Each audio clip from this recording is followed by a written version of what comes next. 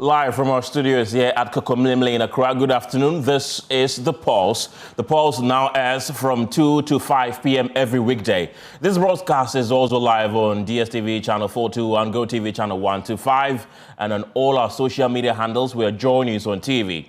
Coming up this afternoon, stakeholders in the cocoa sector are on edge this afternoon as the finance minister prepares to unveil what the government calls sweeping measures to tackle persistent challenges in the industry. We'll be live at the press conference, plus bring you immediate reactions to the government's announcements right here on The Pulse.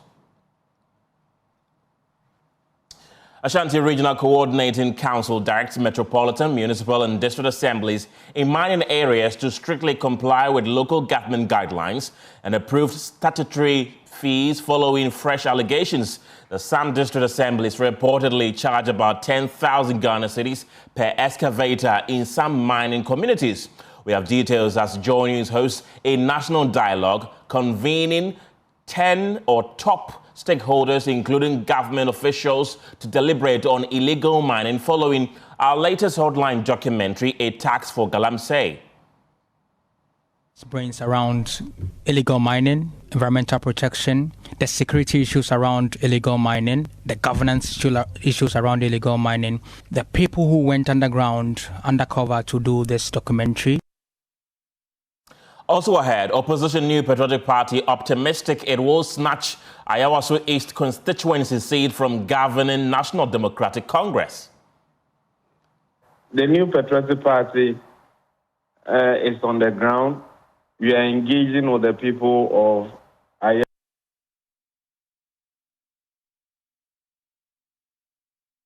We'll bring you more from the MPP's Director of Elections, Evans Nimakum. Commuters lament poor nature of Kwabienya Brekuso Road in today's edition of Roads of Peril. All we can do is just plead with the government to just come on our aid. You could see there's a school bus coming, it's carrying 2 children. And a bit later, we'll take a close look at Ghana's tourism sector. 1 year into President Mahama's administration, what has changed, what still needs to be done?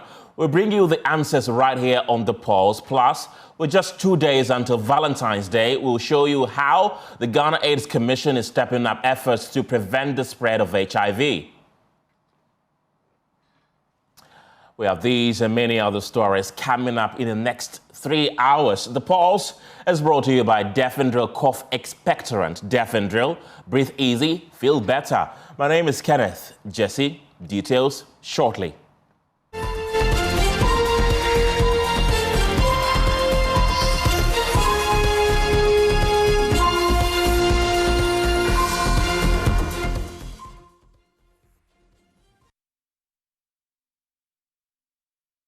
Hello again. And this afternoon, stakeholders in the cocoa sector are on edge as the finance minister prepares to unveil sweeping measures this afternoon to address persistent industry challenges. The sector's woes peaked in recent weeks, with farmers threatening action over the government's failure to purchase their cocoa, an issue industry experts warn could impact production for years to come. First, let's hear from Samuel Adimado, who is the president of the Licensed Cocoa Buyers Association, on how these delays are affecting farmers. The truth of the matter is that we owe the banks more than the farmers. Of course, the farmers are major principal actors. So obviously, once we owe farmers, and any of them, irrespective of their number, making noise, we need to address that. And we needed to set the record straight, setting the record straight because our principal financiers, that's the banks that we have borrowed money from, we need to also indicate that we have not Nicodemously, let me put it this way, gone for the money from Cocoa Board, and then we have refused not to pay them.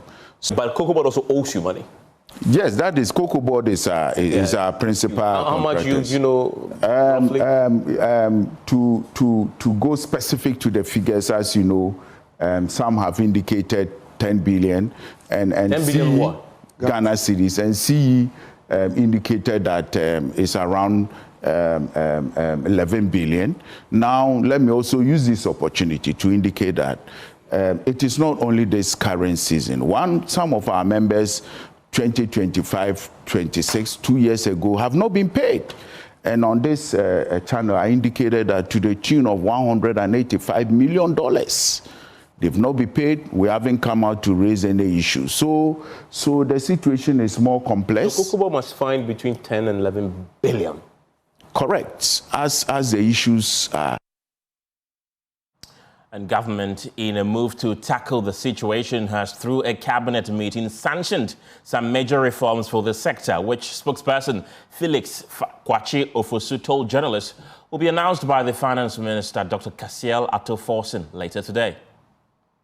We have just concluded a lengthy cabinet meeting, which was an emergency session that discussed the cocoa sector and matters arising there. And at the end of the emergency session, decisive measures have been agreed upon regarding expedited payments of cocoa farmers, regarding the implementation of the most drastic reforms in the cocoa sector, with a view to achieving quantum leaps in domestic processing of cocoa as opposed to exports of raw materials, and various reforms to be carried out at Cocoa Board in order to ensure more effective administration and management of the cocoa sector. Now at 11 a.m., the Finance Minister will address the people of Ghana and announce these far-reaching measures as agreed upon at the end of the cabinet meeting.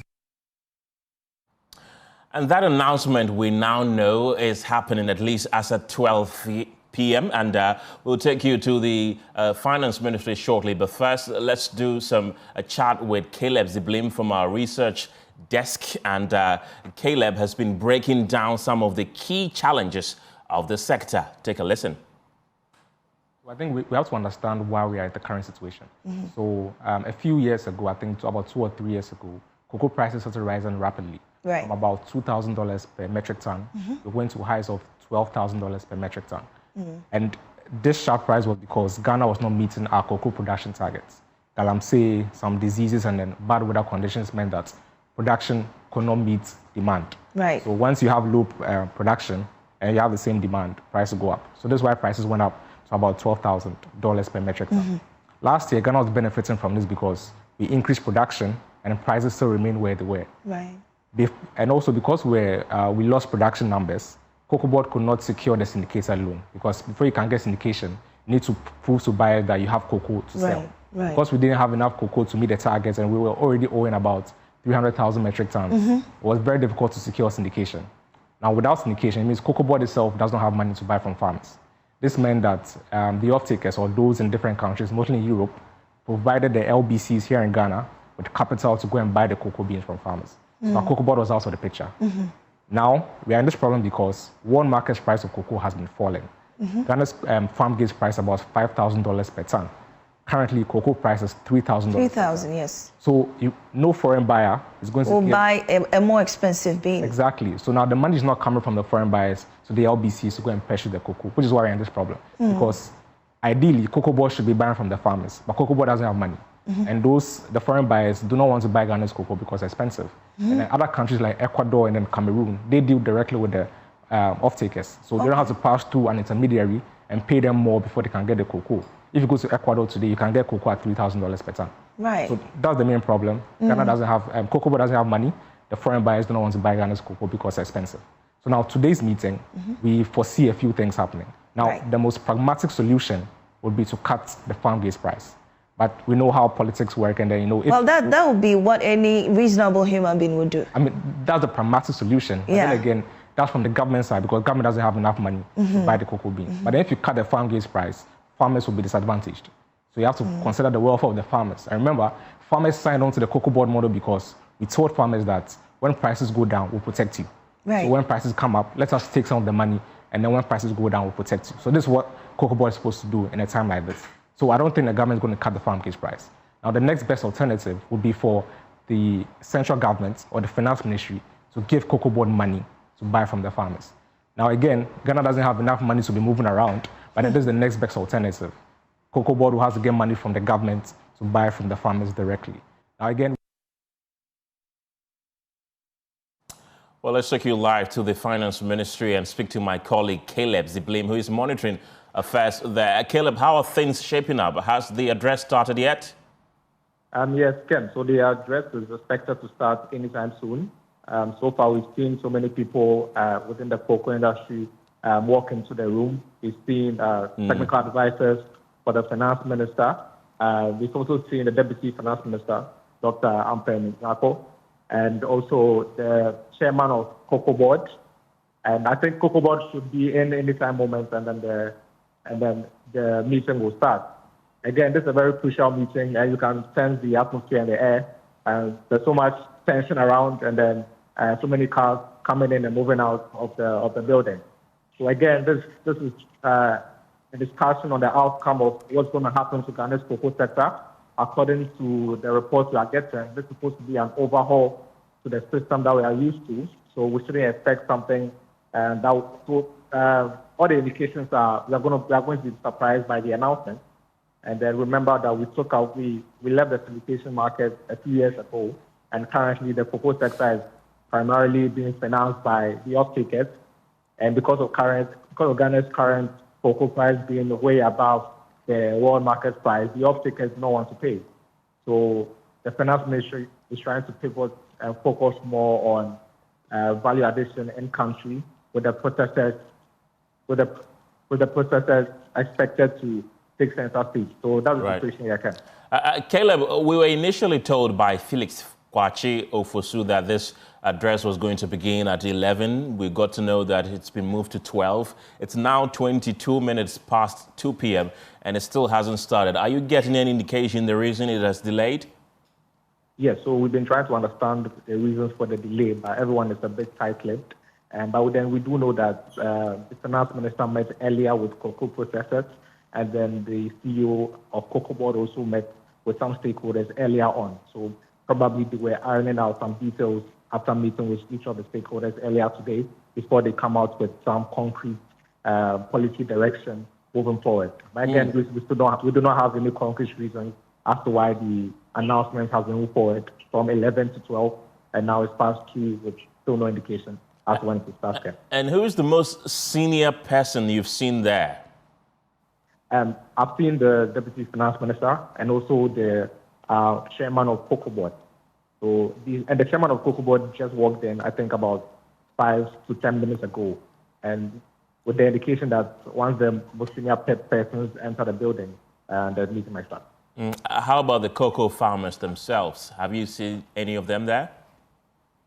No, I have not seen them, but they could be in a different meeting room because, again, the finance minister met with the cocoa processors, and that was in a different meeting room. So maybe the cocoa farmers who are being represented in a different meeting room. But where I'm at, I've not seen any cocoa farmers. Caleb Ziblim there at the Finance Ministry monitoring events for us. Thank you, Caleb.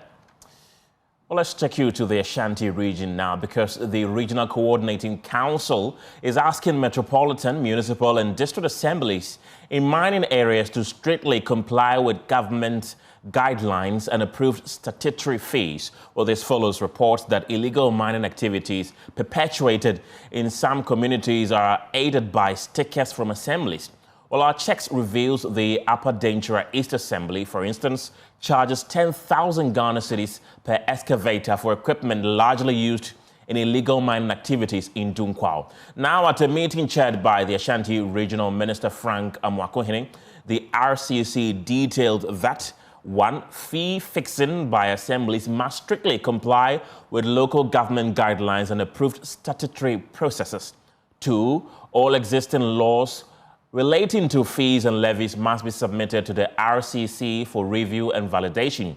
3. Revenue mobilization and task forces are to issue stickers only to legally registered entities, equipment, vehicles, or premises. 4. Assemblies are required to request and verify business registration certificates, licenses, and permits from any entity seeking to register equipment, vehicles, or businesses to operate within the jurisdiction, with particular emphasis on mining, quarry, and sand winning operators. And the media relations officer of the Lands Ministry, Pakwesi Shandoff, has been providing some details. Of the MMDCs. And so this one clearly ties into it. Indeed, there is more that is to come, but what should finally puts this matter to rest will be the outcome of the investigative process that has accordingly begun. And I want to use the platform to once again stress that in the entirety of the investigative process, if it becomes apparent that there has been any form of wrongdoing, the sector minister has reiterated that nobody would be spared in that particular regard. What are the monetary mechanisms to ensure compliance?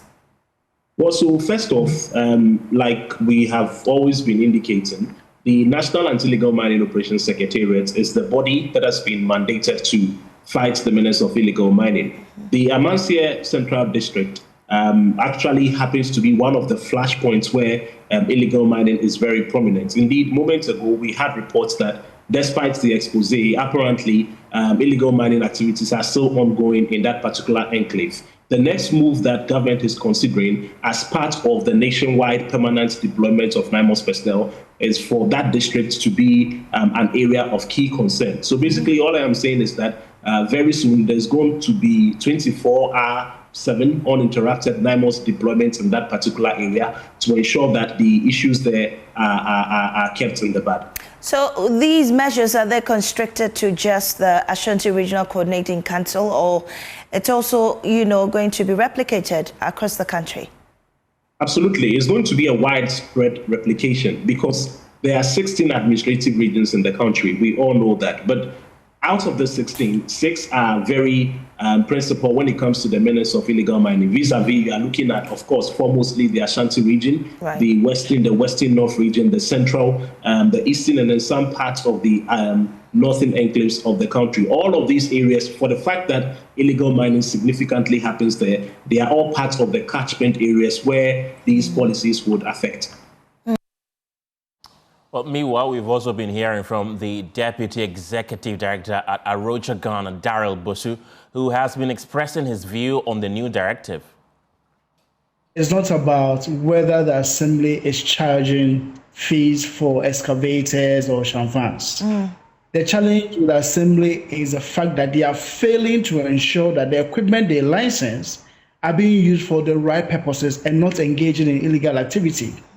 So to give this directive to the assemblies and not ensuring that the assemblies really now take steps to monitor and really deter illegal activities that promote galamsey, then we will have a problem. So it is not enough. We must do more. And until the assemblies start actively monitoring and pursuing and making sure that people engaged in illegal activities are not able to work, despite the fact that they've been given the license, particularly for the equipment. Because if you look at the fees and fines system of the assembly, which is meant to help them generate internal revenue, it is only for equipment and for services that are provided. It does not really categorically say whether the service is illegal or not. It is then the responsibility of the assembly to monitor and make sure, I gave you a license for your excavator. What are you doing with it? So it is not enough to come up with all these directives without putting in place the mechanisms to then deter and actually make it impossible for people who have paid fees for an excavator to use it for illegal activity. We need to see beyond just the narrative of, say, do this, do that, to actually enforcement and monitoring on the ground. Well, we've heard the president time and over again saying on the issue of deterrence that if he catches any of his officials engaged in illegal mining, that will be the end of their time in office. But we are yet to see this. You think with these measures coming up, will the president be committed to doing so? I think we need to get to a point where when the presidency or the government says they're investigating certain people, we need to come to a conclusion of all of these investigations. I mean, the Parkwesi did mention about some members of the NDC party rank and file who were the subject of investigation. I don't think that we got to a conclusion to those investigations. And we have also had cause to talk about some other persons who have been reported. And now if you go to certain districts and communities, community members are talking about constituency persons, even some police people involved in illegal mining, but we are not really seeing active investigations going on to really come to the conclusion of these matters. I only wish that for this matter, we get to a conclusion and the necessary pronouncement and also the necessary deterrent measures are put in place.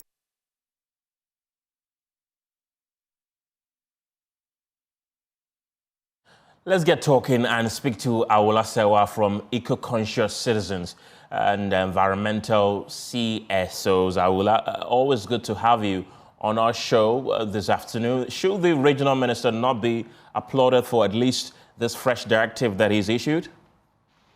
Good afternoon. Thank you for having me.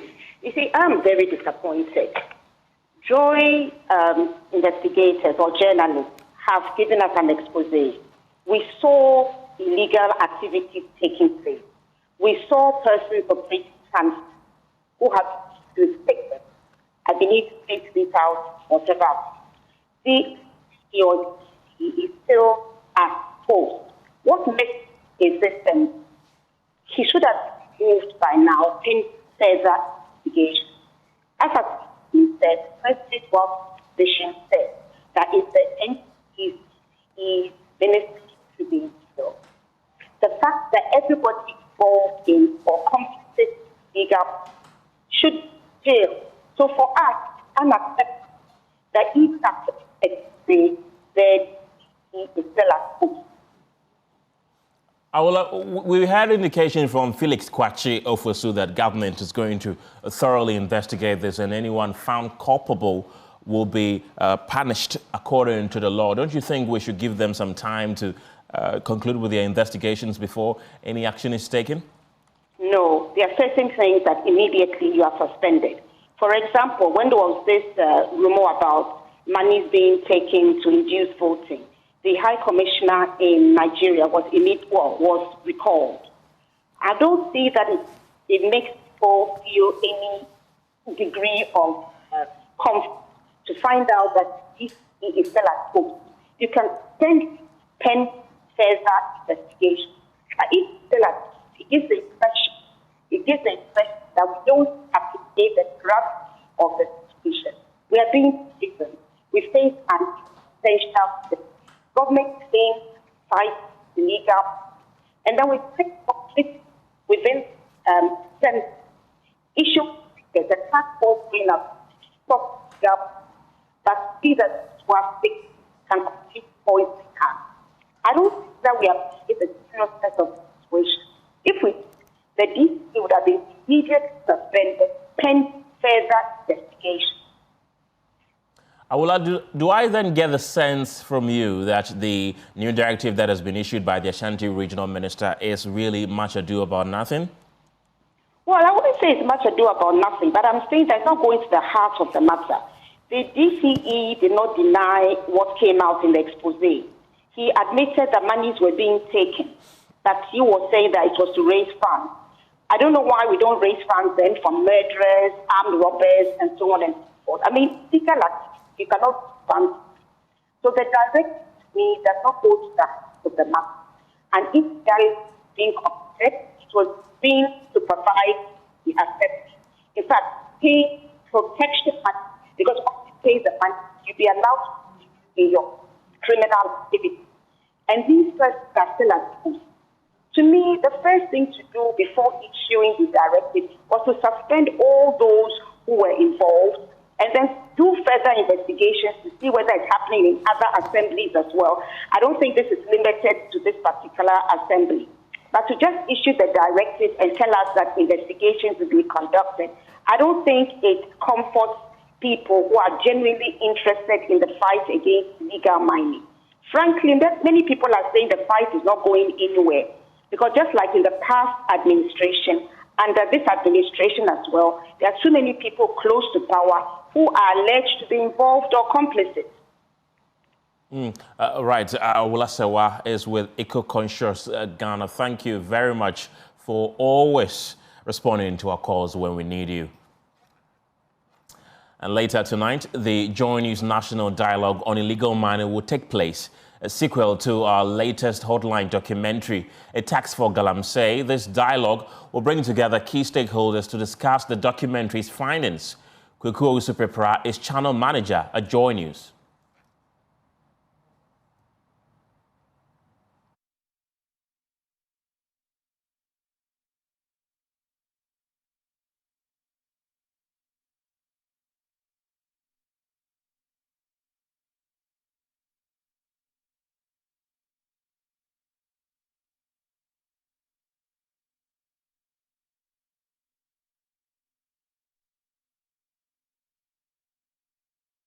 We'll bring you the sound of our channel manager, Kweku Owusu Pepra, later. But in the meantime, let me take you back to the Ministry of Finance and engage my colleague, James Eshen. James, we understand there's an update. What can you report from the Finance Ministry?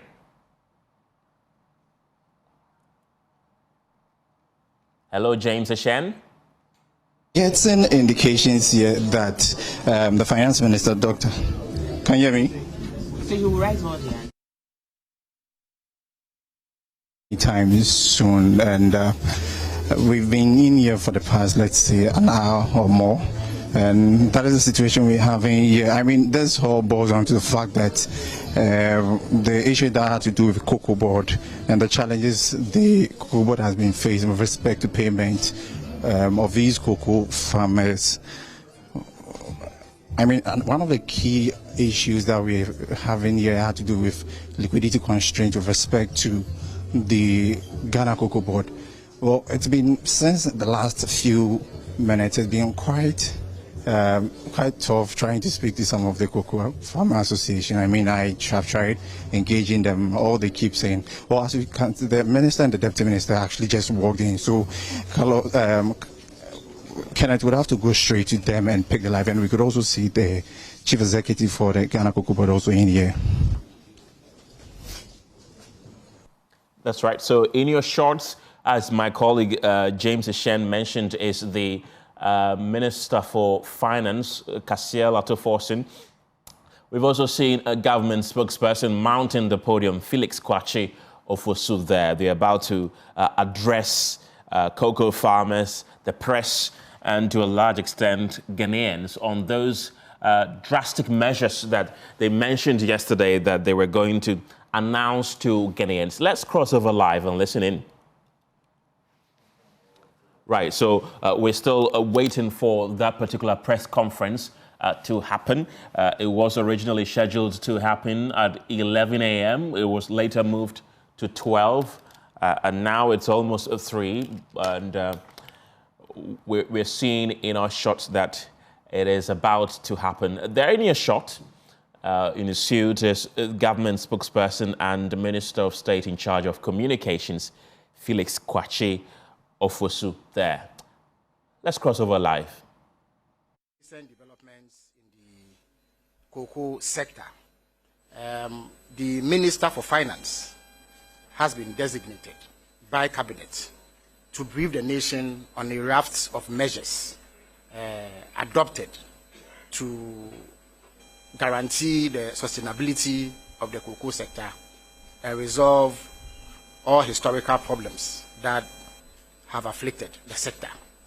And the minister would presently make a presentation on same, after which he will take questions from members of the media present. So without taking any more of your time, let me welcome the Minister for Finance, the Honorable Dr. Kasiel Atoforsen, to brief us on the decisions taken at Cabinet yesterday. Thank you very much. Justice to suit me.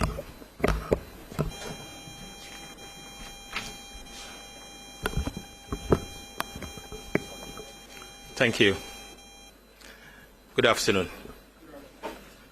I'm here to deliver a press conference on the cocoa sector reforms and financial viability and long-term sustainability of this sector.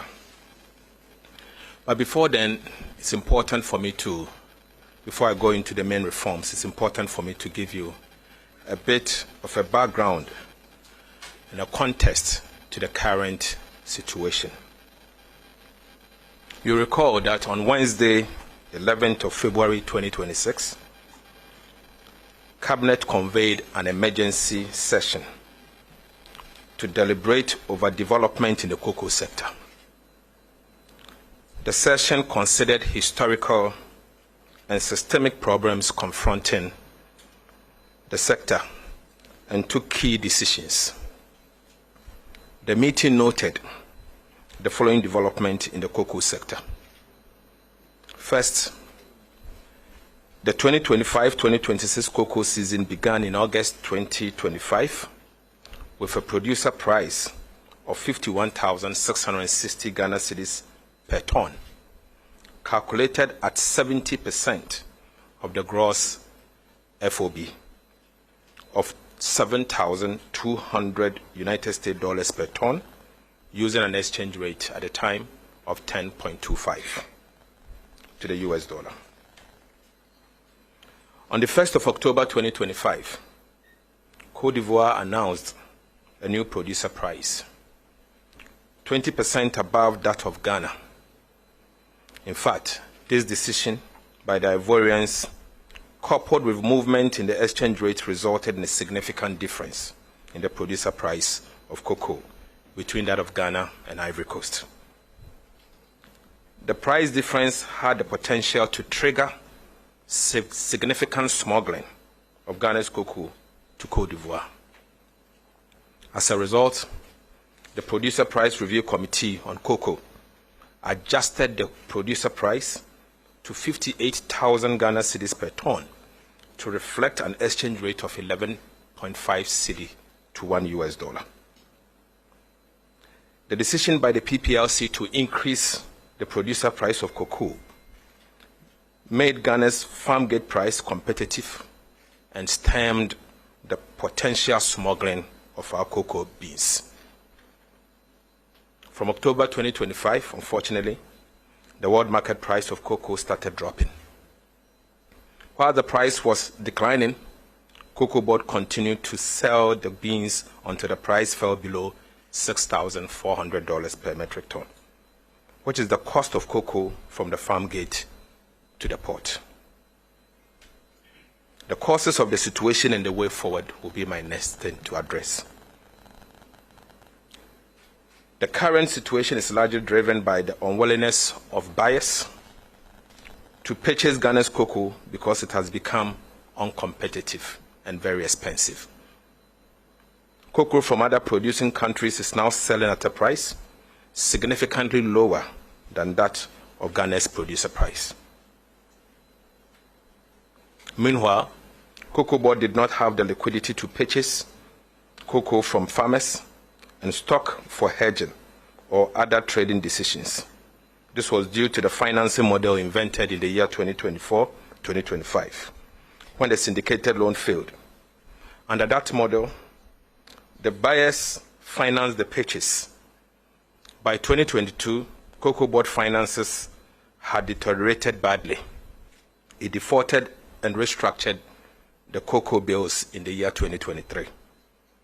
For the first time in the history of the cocoa industry, in 2023, the annual syndicated suffered significant delays due to the loss of confidence in the Ghanaian economy and the sector. The first tranche was received on 22nd December 2023, 4 months after the commencement of the season. Cocoa Board projected an output of 800,000 tons and committed 786,672 tons in contracts in 2023 and 2024 crop season. However, actual production was 432,145 tons, a deviation of over 45% from the projected output. Variation in crop forecasts typically vary between 5 to 15%. Hence, a deviation of 45% was unprecedented and unacceptable. This resulted in a huge rollover contract of about 333,767 tons at an average price of $2,661 per ton. This resulted in a loss of over $1 billion United States dollars, which would have gone to the cocoa farmer or other stakeholders. In 2024, Cocoa Board could not pay the final tranche of the syndicated loan, which was due in July 2024, and received a $70 million United States dollar bridge finance from the Ministry of Finance to avert a default. Despite a commitment to repay the $70 million bridge finance owed to the Ministry of Finance, Cocoa Board defaulted, highlighting the dire financial strait of the organization at the time. This debt has since been inherited by the current administration and the current management of the Ghana Cocoa Board. Now I will take you to the proposed reforms. A careful, and I won't say proposed reforms, these are reforms that are going to implement immediately. A careful review of the cocoa sector over the last 8 years revealed gross mismanagement, which requires immediate and comprehensive reforms to address the challenges in the sector. Cabinet has therefore decided on the following reforms to guarantee a fair price to the cocoa farmer, secure the financial viability of the cocoa sector, and ensure the long-term sustainability of the cocoa industry. To bring relief to unpaid cocoa farmers, Cabinet has accordingly directed the Ghana Cocoa Board to commence immediate repayment of all affected cocoa farmers. 2, a new Cocoa Board bill will be presented to Parliament to implement an automatic adjustment of producer price to align with movement in the world market price, exchange rate, and other key variables, and guarantees a minimum of 70% of gross FOB price to be paid to the cocoa farmer. A new financing model for cocoa purchases and related operations with associated benefit for increased processing will be introduced effective 2026-2027 crop season. The current financing model was invented as a necessity after the syndicated loan failed, after 32 years of successful implementation, and it was proven not to be sustainable. In fact, it has proven not to be sustainable. The financing model is entirely dependent on a buyer's willingness to bear the financing cost and to pre-finance the purchase of cocoa. The key motivation for buyers in the previous season was the rollover contract priced at a rate of $2,661 per metric ton, when the existing market price were above $8,000 per metric ton. Once the gap between the rollover contract and the market price closes, and the majority of the rollover contracts are serviced, the buyer will not be willing to pre-finance the purchase of cocoa crop. Alternatively, the previous syndicated loan model requires that Cocoa Board sells forward most of the raw beans to lock in the contract, which repays the loan and serves as collateral as well. This system did not allow Cocoa Board to optimize prices on the market. In addition, the use of raw beans contract as collateral for the loan meant that Ghana could not optimize its installed capacity for processing. The new financing model will utilize domestic cocoa beans to purchase cocoa. The new financing model will utilize domestic cocoa bonds to purchase cocoa and repay the cocoa proceeds within each crop year. The bonds will be used to raise a revolving fund for Cocoa Board to turn around at least once during the season. The model will also revive the indigenous licensed buying companies that have been completely thrown out of business as a result of the current financing model. State-owned produce buying company, PBC, will be revived to resume full operations and become the leading licensed buying company in the cocoa sector with immediate effect. With the new financing model, Cocoa Board can sell beans of any volume to local processing companies to promote value addition and job creation. Cabinet has, however, directed that with immediate effect, the remainder of the beans for the crop year 2025-2026 should be allocated for domestic processing. Cabinet has also directed that beginning from 2026 to 2027 crop season, a minimum of 50% of all cocoa beans should be processed locally. And this will be part of the Cocoa Board bill going to Parliament. Pursuant to this, the state-owned cocoa processing company, CPC, will be revived as a matter of priority to become the leading processor of Ghana's cocoa beans. I've also, this morning, together with my colleague, the Minister responsible for Trade, Agribusiness and Industry, met with domestic cocoa processors cutting across the private sector, who have indicated that they have the capacity and the willingness to process more than 50% of Ghana's cocoa beans going forward. An agreement has been reached on the immediate implementation of this policy. In order to address the indebtedness inherited by the current management of Ghana Cocoa Board, Cabinet has further directed that the minister responsible for finance, myself, to urgently seek parliamentary approval for the following. 1, to convert the legacy debt of about 5.8 billion Ghana cedis owed to the Ministry of Finance and Bank of Ghana. Cocoa Board currently owes the Ministry of Finance 3.7 billion Ghana cedis, which arose from the conversion of non-marketable cocoa bills into a loan, and the Bank of Ghana another 10-year loan of 1.38 billion Ghana cedis.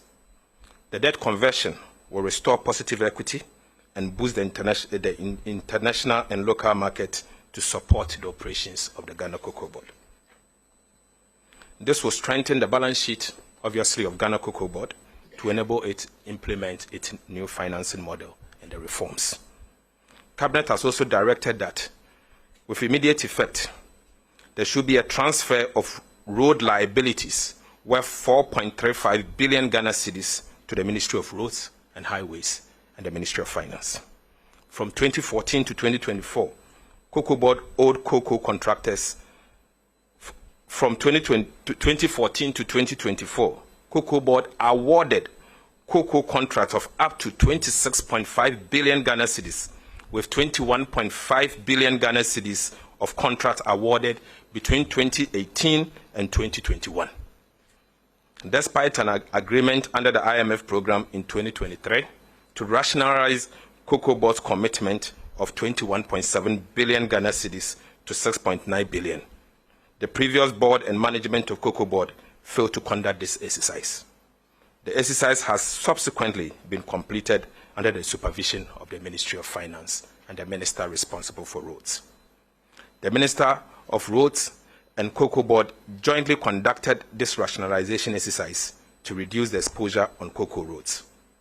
Upon the completion of the exercise, the total exposure of 21.7 billion Ghana cedis has since been reduced to 4.35 billion Ghana cedis. Cabinet has directed that the liabilities of the 4.35 billion be transferred to the Ministry of Roads and Ministry of Finance for payment. Cabinet noted that road construction account to a significant part of the financial difficulties of Cocoa Board. And this is important, let me stress. Cabinet also noted that road construction accounts for a significant part of the financial difficulties that Cocoa Board is facing at the moment. Pursuant to the earlier announcement that I made in the course of last year, the new cocoa bill that is going to Parliament will now prohibit Cocoa Board from such quasi-fiscal expenditures and other non-core expenditures going forward, and it will come with punishment if they ever do so. An announcement as you recall, that I made an announcement in the 2026 budget that government of Ghana has secured a $500 million World Bank facility to construct agricultural roads, including cocoa roads. This particular intervention will take over the construction of cocoa roads going forward. To ensure accountability and transparency in the management of Cocoa Board and the cocoa sector as a whole, Cabinet also directed the Attorney General to commission concurrent forensic audit and criminal investigation into the activities of Cocoa Board over the last 8 years. And I repeat, Cabinet also directed the Office of the Attorney General to commission concurrent forensic audit and criminal investigation into the activities of Cocoa Board over the last 8 years. Cabinet has directed the Ministry of Finance to initiate also immediate reforms at Cocoa Board to streamline their operations and cut costs. Wasteful and uncontrolled expenditure practices are to be curtailed immediately. The world market price has dropped significantly from the average of 7,200 tons to 4,100 per ton, making Ghana's cocoa beans uncompetitive and creating liquidity challenges. To address this, the Producer Price Review Committee, PPRC, met this afternoon under my chairmanship to assess the challenges facing the sector and review the producer price for the remainder of the 2025-2026 crop year. In order to cushion the farmer, the PPRC has recommended that the farmer be paid 90% of the achieved gross FOB of $4,200 per ton to mitigate the adverse impact on the farmer as a result of the fall in the world market price. As a result of that, the PPRC thereby announces that effective today, Thursday, 12 February 2026, the new producer price for the remainder of the 2025-2026 crop season will now be 41,392 Ghana cedis per ton and 2,587 Ghana cedis per bag. This measure has become necessary to reflect the reality of the world market price of cocoa, ensure the injection of immediate liquidity for expedited payment of farmers, and guarantee the sustainability of our cocoa sector. In conclusion, government wishes to convey its sincere appreciation to the Ghanaian cocoa farmer and all stakeholders for their forbearance and sacrifice over the years. Cocoa has always been the mainstay of our economy, and wish to assure them that these reforms will protect the interest of the cocoa farmer and the cocoa sector. In fact, we strongly believe this will transform the industry. Thank you very much for your attention.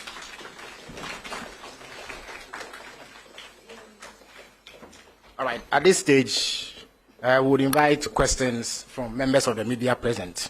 Now, in order to maximize time and allow for as many questions as possible, we will limit each questioner to one question. So if you have a question, please walk up to my right here. There's a microphone. Identify yourself, ask your question, and then the minister would answer them. So we'll take 5 questions at a time. And I would urge that we limit the resort to lengthy preambles before the question. So any questioner can walk up here.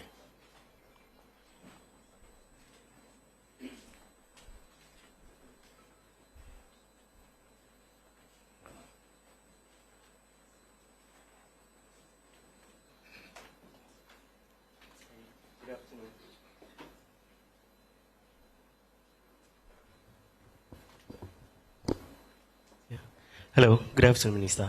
My name is Francis Into. I work with the Ghana News Agency. You've indicated that Cocoa Board has been directed to immediately pay all cocoa farmers. Has money been made available for Cocoa Board to take on this exercise? Thank you. Thank you very much. Is there any other question, please? Please walk up.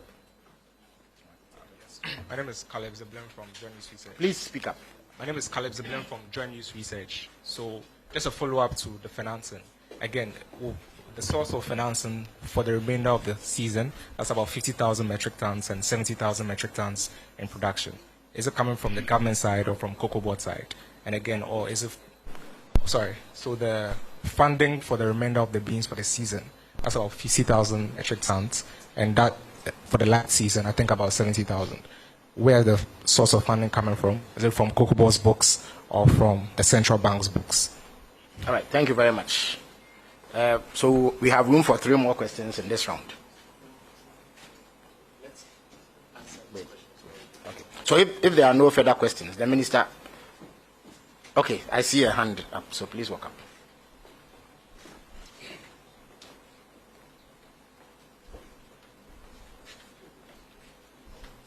Minister, thank you very much. My name is Prince Essien with GH1 TV and Star FM. A farmer wants to know that, in essence, the price per bag has reduced from 3,600 to 2,500. Thank you. All right, thank you for that question. If there's no other, I would invite the finance minister to answer these 3 questions. Thank you very much.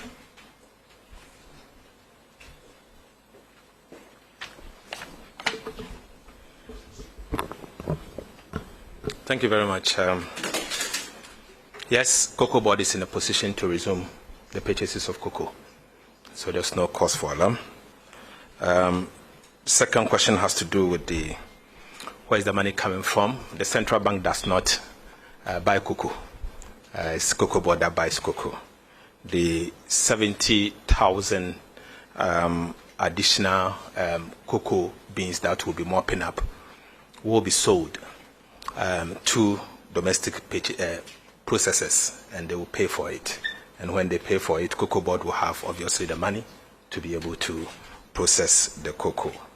But let me say that yes, today if you go to Abidjan, it is obvious that their price is far lower than that of Ghana. And that is why now we are not even seeing our cocoa going to Abidjan. The farmer has no incentive to smuggle the cocoa to Abidjan. But if care is not taken, we'll see reverse smuggling rather coming into our economy. And this morning, for example, it was quite intriguing from particular data that came to my attention. The previous crop year, Volta and OT sold to Ghana Cocoa Board 97 tons of cocoa.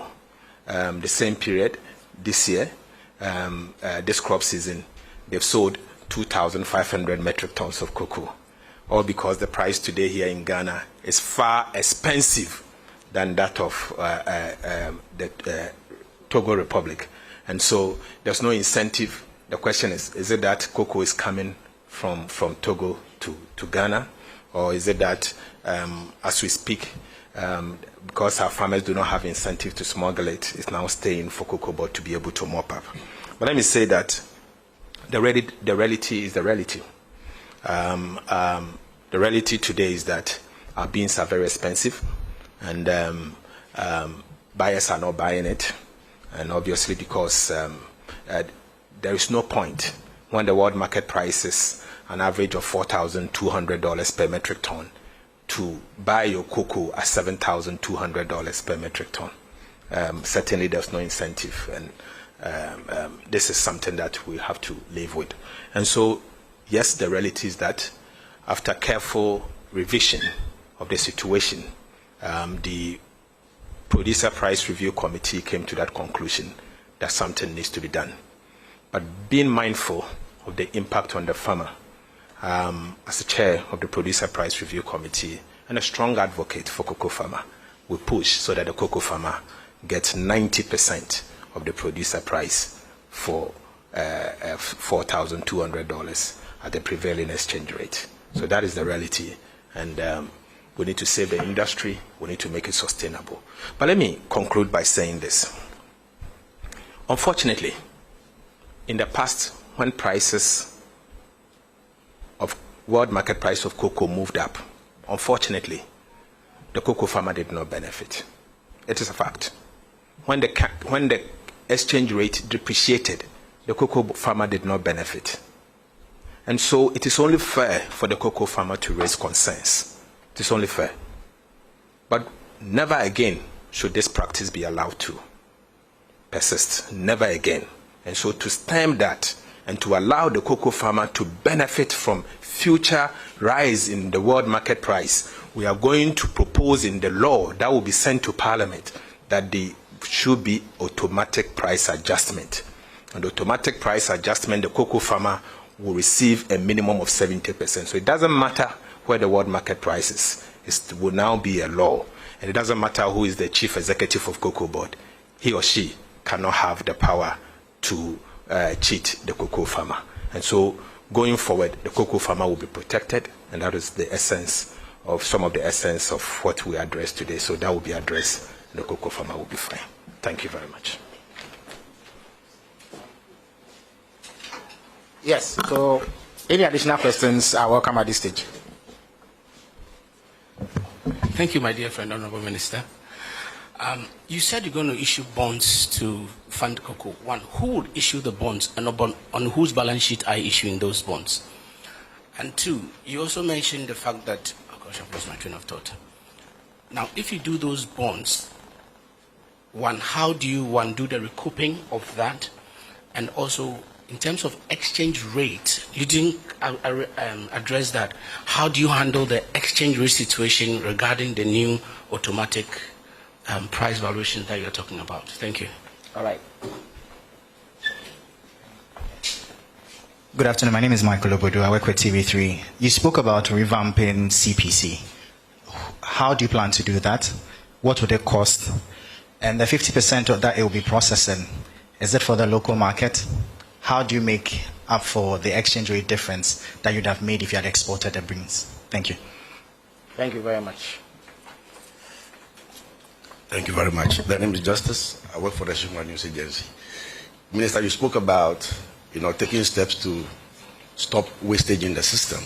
Now, since December, I've been following an issue about the movement of 18 containers of cocoa board jute sacks from the Tema port to somewhere around the Central University, which is being investigated now by the Ghana Police Service.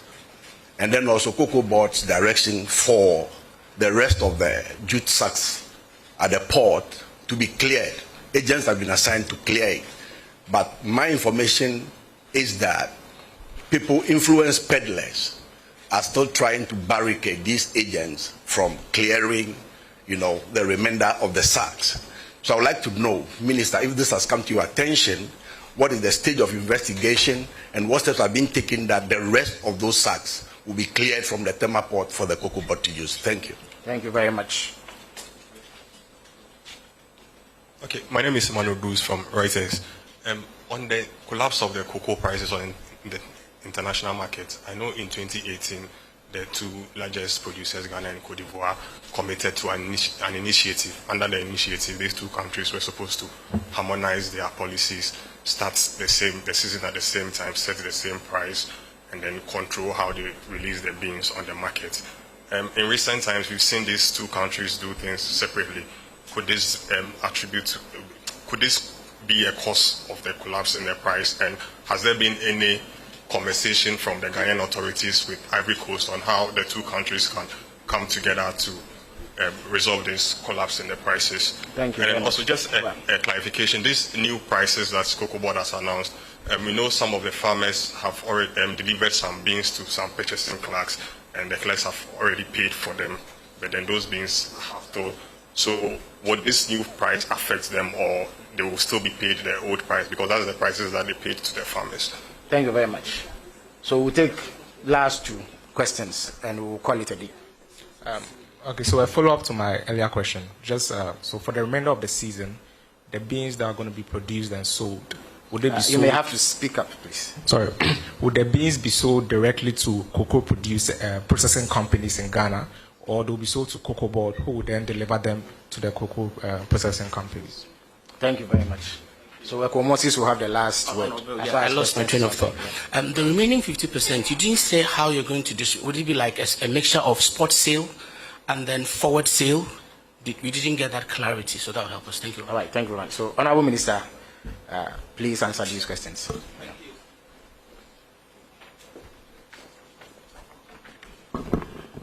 Echo, I have to keep some of my strategies in my sleeves.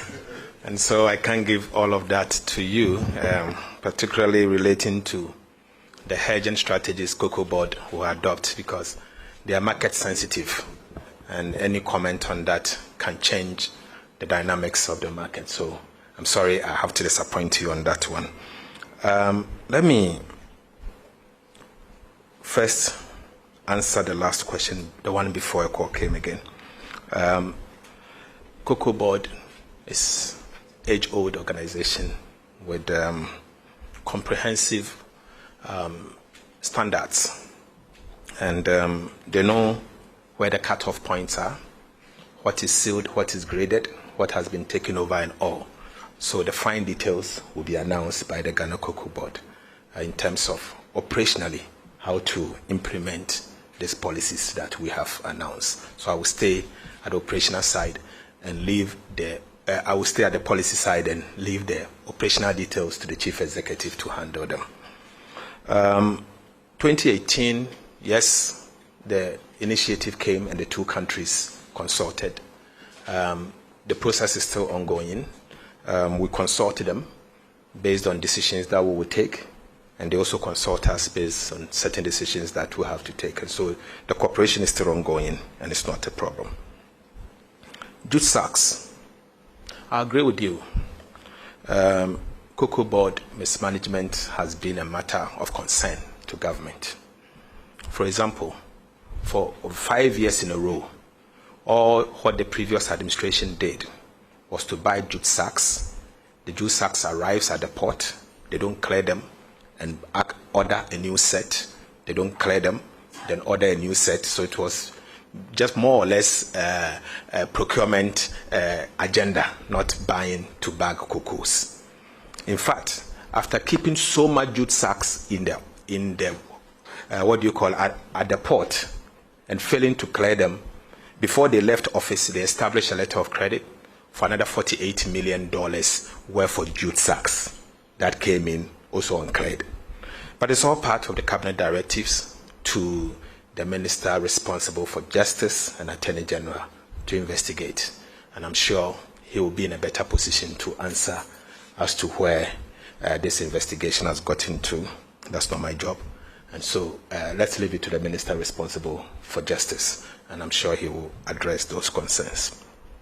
CPC will be revamped. This morning, CPC together with private sector processors met myself and colleague minister responsible for trade, agribusiness and industry. Clearly, you could see that outside CPC, the private sector has strong capacity to process our cocoa. CPC also has some strength, but this strength will mean that we have to revamp them. And so we have taken a decision to revamp CPC. The details will leave it to CPC, the management and board to make those announcements. But a comprehensive announcement will be made, and CPC will be empowered to take their rightful place as the leading processor of Ghana's cocoa beans. The issue of the bonds, yes, the bonds will be issued. It will be domestic bonds. It will be called cocoa bonds. It will be meant largely for the purchases of cocoa beans and to finance the crop, and it will be domestic. It will be issued on the balance sheet of the Ghana Cocoa Board. The issues of concern with Ghana Cocoa Board balance sheet will be dealt with, and I've announced a raft of measures that will deal with the balance sheet issues with Ghana Cocoa Board. But beyond that, I believe Cocoa Board will be in a better place to enter the domestic market and revamp the industry. Thank you.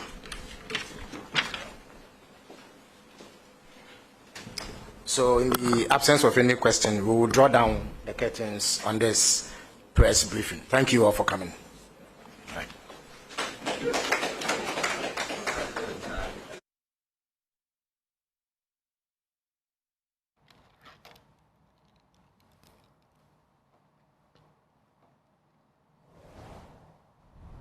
All right, so you've been listening to the Finance Minister, Kasiel Atto-Forson, making some updates with regards to the purchase of cocoa and giving some assurances to cocoa farmers as well. There's a new producer price that he has announced, that there's going to be 41,392 Ghana cedis per ton. That's the new price per ton for cocoa. It's been making a whole lot of, raft measures, including the Attorney General. He's announced that the Attorney General is going to investigate the dealings of Cocoa Board in the last 8 years as well. Let's get talking on this and bring in Kwesi Pipra. He's an economist at Andrews University in the United States.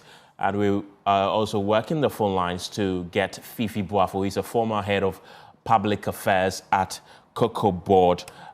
Professor Pipra, grateful for your time this evening. You've been listening to the finance minister, who's had about between 30 to 40 minutes to address the challenges, the prevailing challenges that are confronting the cocoa sector. What do you make of his remarks today? Good afternoon to you.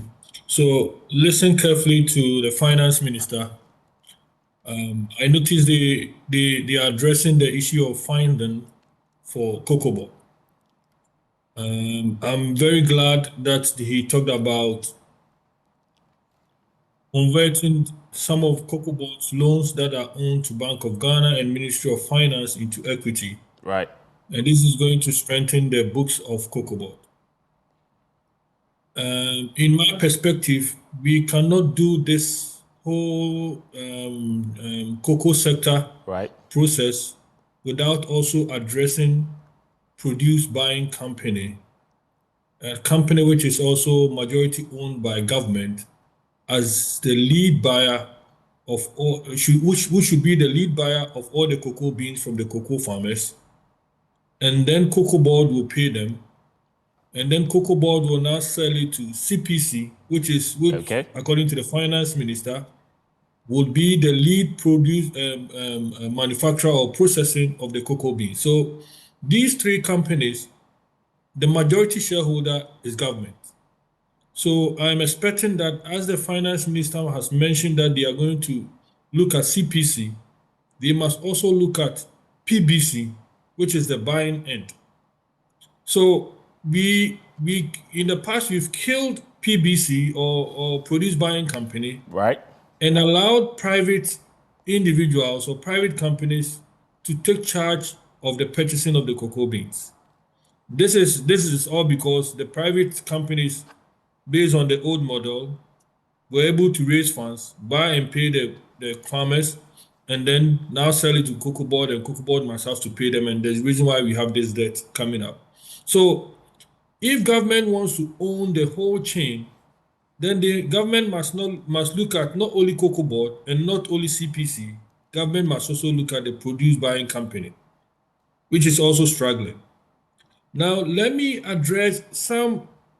So, using bonds is good. However, bonds are raised for long-term financing. If you look at cocoa, the way we buy cocoa in Ghana, it is a yearly process. So the question is, are the bonds going to be raised and repaid within a year? If they are going to be prepaid within a year, then it is better for us to probably call it a commercial paper or a treasury, because it will fall under what in finance we call money market transaction. So using the word bonds, I mean, the technical term is that you borrow for a very long term. What about the next year? Is Cocoa Board going to the market to borrow again? So this is one other factor. Let's also think about Forex coming in. Will the government be opening these bonds to international markets for them to buy into the bonds we are going to raise? Because remember, we need the cocoa proceeds to show up our trading account, which is our current account. Right. So if the money that we are going to raise is going to be raised in cities, then we may see some issues with Forex. My advice is that government must open up this bond market also to the international market. If I say international market, not to raise the money from international market, but allow international investors to also bring dollars, convert into cedis, and be able to purchase these bonds, local bonds. So in that case, we will find a way to still maintain our Forex that we need.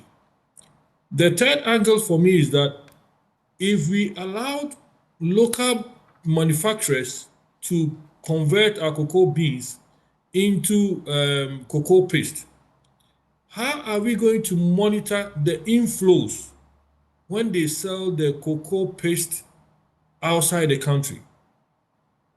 If by law we don't see these local, like the likes of CPC selling the paste, or the other companies, private companies who are converting beans into paste, if you are not seeing them bringing in the Forex, we will go back to the situation that will not help the country receiving the Forex. Right. So the main thing is that we should be able to find a way to ensure that the Forex is in. My last point, probably based on this strategy, the market of bonds is very sensitive to market dynamics, especially in how your interest rate behaves. It has an inverse relationship between a bond price and interest rate. If the economy, there's any spillage or challenge in the economy to worsen interest rate, the bond market will not be attractive to investors. So government, as they do a strategy, they must look at this one and be able to find out that this strategy really works. So these are my major issues that I think that government, as they try to put up the bill, they should be able to look at it to be able to address them and address it holistically. Right, that's quite interesting, but there were a number of issues that were raised, and he also proffered a number of solutions as well. Let's look at a few of them. He said that effective immediately, that is starting today, for example, a ton of cocoa is going to be sold for 41,392 cedis, and a bag of cocoa is also going for 2,587 Ghana cedis. We're seeing a reduction, especially in the per ton. What do you make of that? Good or bad? I mean, as the world market price is going down, and then also noticing that our cedi is strengthening, I'm sure they are trying to make sure that still the cocoa farmer receives the large portion of the proceeds of the cocoa beans. The only challenge is that who pays for the differentials? Is it going to be the Ministry of Finance, or is it going to be Cocoa Board?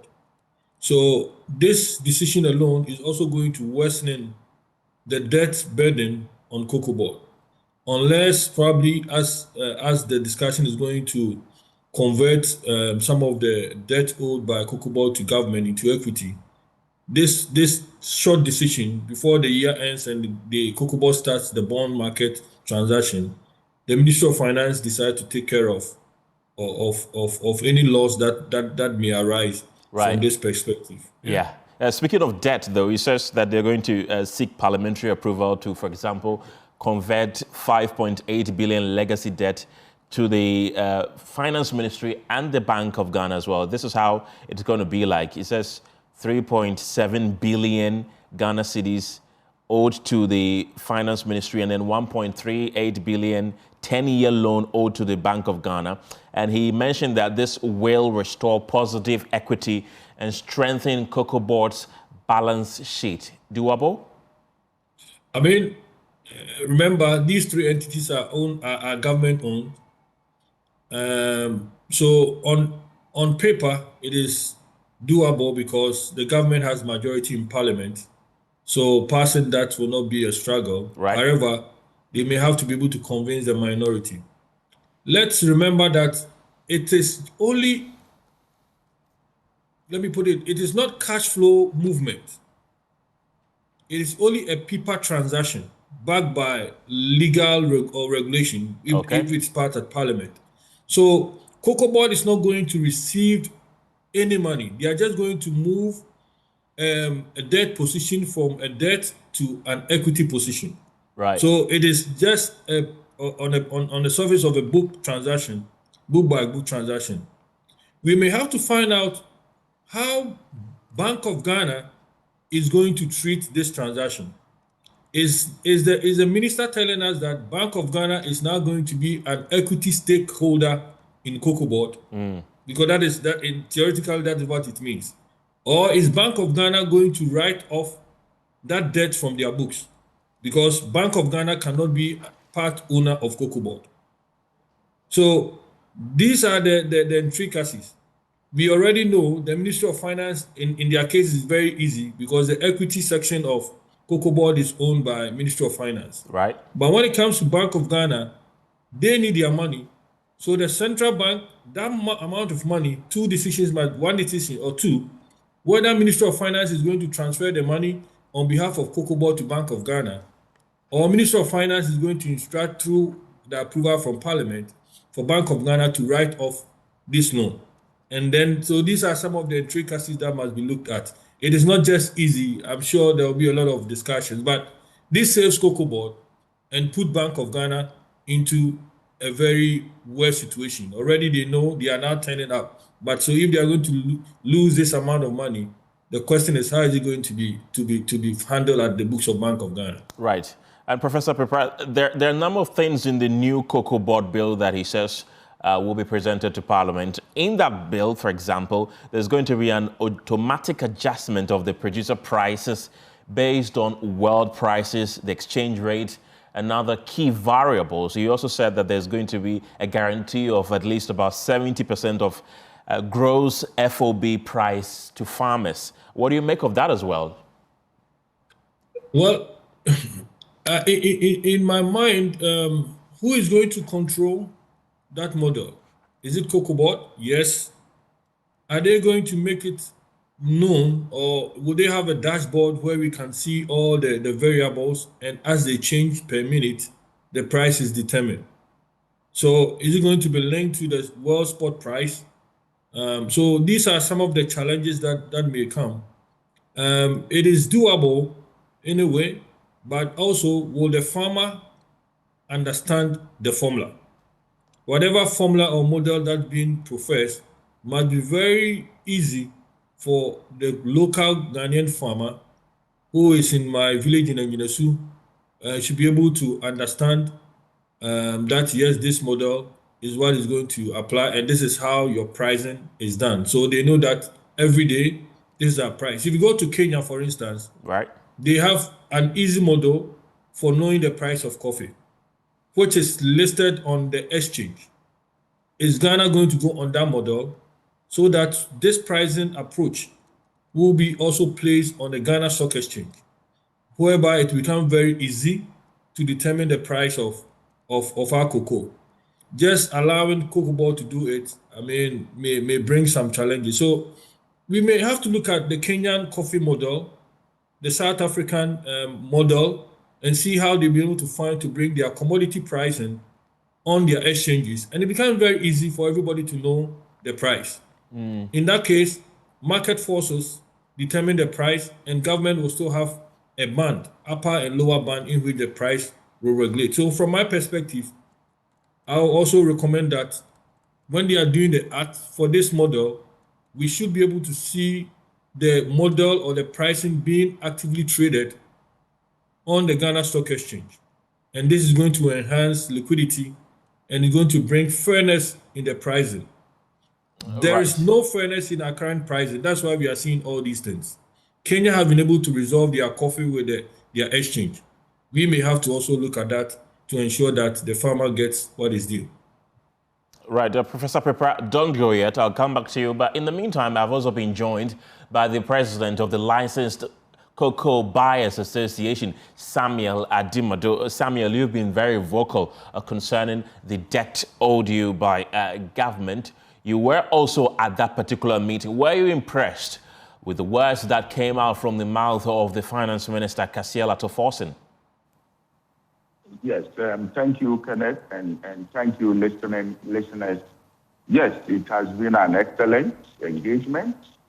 Indeed, we are impressed with the measures that was rolled out by the minister. As they're saying, you cannot continue to do the old things and get a new results. You need to do new things to get new results. And therefore, the minister has policy-wise given us the framework of new things we need to do to rescue our cocoa industry. And for this matter, I'm very much impressed. And on behalf of my members, we are very much impressed. Let me also use this opportunity that in the meeting, we had a meeting with our gallant farmers, and the farmers were excellent in understanding the situation and the opportunity therein. Now, the proposal is that under no circumstances will a farmer get below 70% of the terminal price. Under no circumstances, as the minister indicated, that never again, which means that at any point that the cocoa terminal price will flip, the farmer has a gain in there.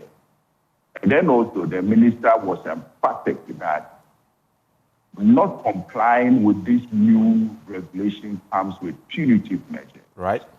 Punitive measures. So it means that if you are working at Cocoa Board You cannot do anything and think you can go scot-free. And of course, we need to be disciplined as a people. So the minister also made it clear that any excesses, recklessness, will not go scot-free. So these are assurance to our farmers, as when I was in your studio, some of the farmers were grumbling that excesses seems to not to be addressed. And here is the case that farmers' call has been listened to, LBC's call that we need to be paid has been listened to, and now we believe that with this proposal, we are on a new tangent for a new paradigm shift. Right. You've previously complained that members of your association are owed a whopping 10 billion Ghana cedis. Did you get a sense that this money will be paid anytime soon? Yes, all will be paid. That is paid. So we hope that we are going to be the Right. Yeah. Thank you, Kenneth. And the minister also mentioned that at least 50% of the cocoa beans are going to be processed locally. Is that number enough, or should it have been more, the percentage? I would like listeners to note that all the big players have investment in Ghana. All the big players, those who matter in cocoa, have investment in Ghana. So the proposal of the minister, if you understand cocoa, is the perfect strategy that you should be able to position yourself on the market where you can take advantage of the market dynamics. So, of course, the minister says certain strategies are under his lips. I understand as a cocoa man. But to listeners, it's a perfect strategy that needs to be rolled out at this juncture, the situation we find ourselves in. Yeah. And is this in unison with all your members? Are all your members thinking like you are right now? Do they agree with the words of the minister? Yes, our members are cocoa companies. They understand the dynamics. They live by cocoa and they survive by cocoa. I want listeners to know that, as the minister indicated, cocoa is the mainstay of our economy. And again, the biggest employer, cocoa is the biggest employer in this country. So if you are working in cocoa, you should be able to understand the ups and downs of the industry. And our members were all here. The leadership were here. They were very confident, satisfied that this new strategy would take us out of the woods. Right. So tell me what really is new and different about what the minister said today. In a summary form, if you're a cocoa man, you realize that this is the first bold step in reforming cocoa. It's the first step. So the opportunity to reform to position us when that can step. And that is one of the cardinal important points that we can focus on. Of course, the operationalization of the board, the operationalized board, to us, the majority of board was here that they would also engage with stakeholders. But again, let me repeat myself. If you're a cocoa person, you would appreciate that this is the first step in restructuring or reviewing or repositioning our cocoa industry. Yeah. Right. And Samuel, the new prices are let. I posed that question to Professor Prepar as well. I want to pick your thought on it as well. The new prices as today, as announced by the minister, is that the per ton of cocoa is going to sell for a little above 41,000 Ghana cedis, and per bag is going to sell for a little above 2,500 cedis. What do you make of that? Yes, I didn't hear what Professor Prepar indicated, but if you look at the terminal price now, it is not 4,200. The price the minister indicated is far above the terminal price. But the good thing I would like listeners to know is that it's just for the rest of the season, because bulk of the cocoa has been mobilized, the main crop. So this is just for the rest of the season where we go into light crop. So the wonderful aspect of this arrangement is that come the next cocoa season, 26, 27, the farmer will always be better off, and the farmer will make more revenue as against the terminal price. Right, Samuel, don't go yet. Let me bring in Williams Pepra back at this point. Williams, you were listening to the finance minister with myself. He sort of admitted that Ghana Cocoa Board is in debt, is in serious crisis, and said that it has been badly run, especially the last 8 years, and that there's going to be an audit and an investigation which will be led by the Attorney General. Is that the case to go? What makes you think that Cocoa Board has accrued so much debt? Why and how did they get here, Cocoa Board? So many things have happened with Cocoa Board. We love Cocoa Board, let me put it, because I'm a Ghanaian and I'm interested in cocoa. And to say it, my PhD dissertation was on cocoa farmers. So I have a lot of details in that area. Right. So there's something I termed in my PhD dissertation called politicization, which is, in my study, it was the mediator, which is the middle point. The political entities have used Cocoa Board, and not the previous government, even those before them, as a means where, one, they use it to champion their policy agendas. Right. So Cocoa Board, instead of focusing on their core mandate, started venturing into areas that they were not supposed to go. Cocoa Board going into road areas was not their main mandate, and this was continuing. Some other aspects that came along let Cocoa Board lose focus, and also because this is a cash cow. Let me put it, a cash cow for all the political entities. This is where they used to repay people who have financed political parties, because it is sure every year there will be a roadshow to raise money. So if you have a Cocoa Board contract, good for you. A lot of people did not also pay attention to the margins that were placed on suppliers to Cocoa Board. Right. So individuals have really profited from it. So it is good that they are saying they are going to investigate, but this investigation should not only be limited to the last 7 years or so, but possibly go backwards to see what has been done and what has been done wrong. Will Cocoa Board be able to or if something is found out that's wrong, who is going to be held accountable? So for the supplier, they have a signed contract. Unless there's any proof that there were some collusion between the supplier and then the management or Cocoa Board and their board. So these are some of the issues. So it's going to be very difficult to find where the misalignment will come from. But in my perspective, the politicization of Cocoa Board is the main issue. That is where we must look at it and see how do we mitigate or reduce the political entities or players attached to Cocoa Board transaction. And this is what is going to be able to help us to resolve the issue.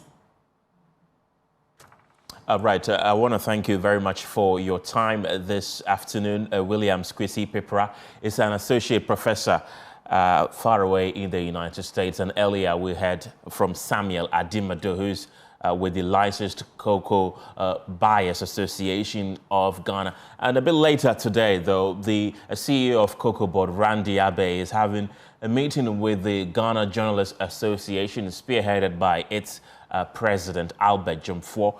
I want to believe that there's more fallout that's going to come out of it, and there's more clarification and explanation that the Cocoa Board CEO is going to give in addition to what the finance minister gave to Ghanaians a while ago. Let's take you to Parliament now, because the minority in the House is calling for the immediate arrest of an NDC party executive who locked up the Tema Central office of the National Health Insurance Scheme this week.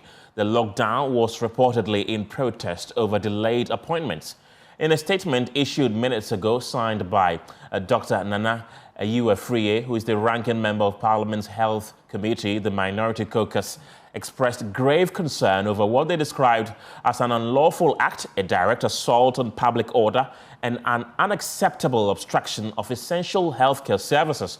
Well, the caucus has also outlined key demands in response. Here are excerpts of that particular statement.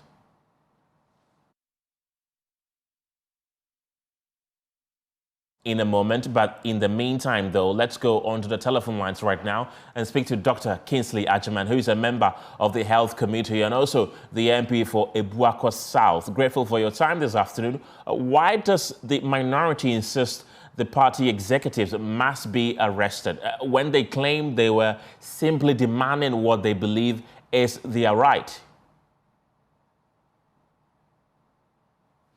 Hello, Dr. Agyemang, can you hear me? If you would unmute for me so we can hear you. Yes, I can hear you. My apologies. Please go ahead. I lost you from the beginning. Yes. Okay, so I was asking you why the minority, which you are a part, is it insisting that the NDC executives are arrested when they are claiming that they were simply demanding what they believe is their right? Interesting. A very good afternoon to your cherished viewers and listeners. So, in essence, they are saying to us that they can block an essential service provider like the National Health Insurance, which is devoid of political colorization, because it's what? Because of what? That the National Health Insurance Scheme or the National Health Insurance Authority is now a branch of the National Democratic Congress, impeding healthcare. I'm not sure that is what they are saying. In essence, what they have done is that they have blocked access to healthcare delivery and threatened the workers who work in the facility. This sets a very bad precedent for Ghana, and they are taking us back to the days where democracy was very, very infantile.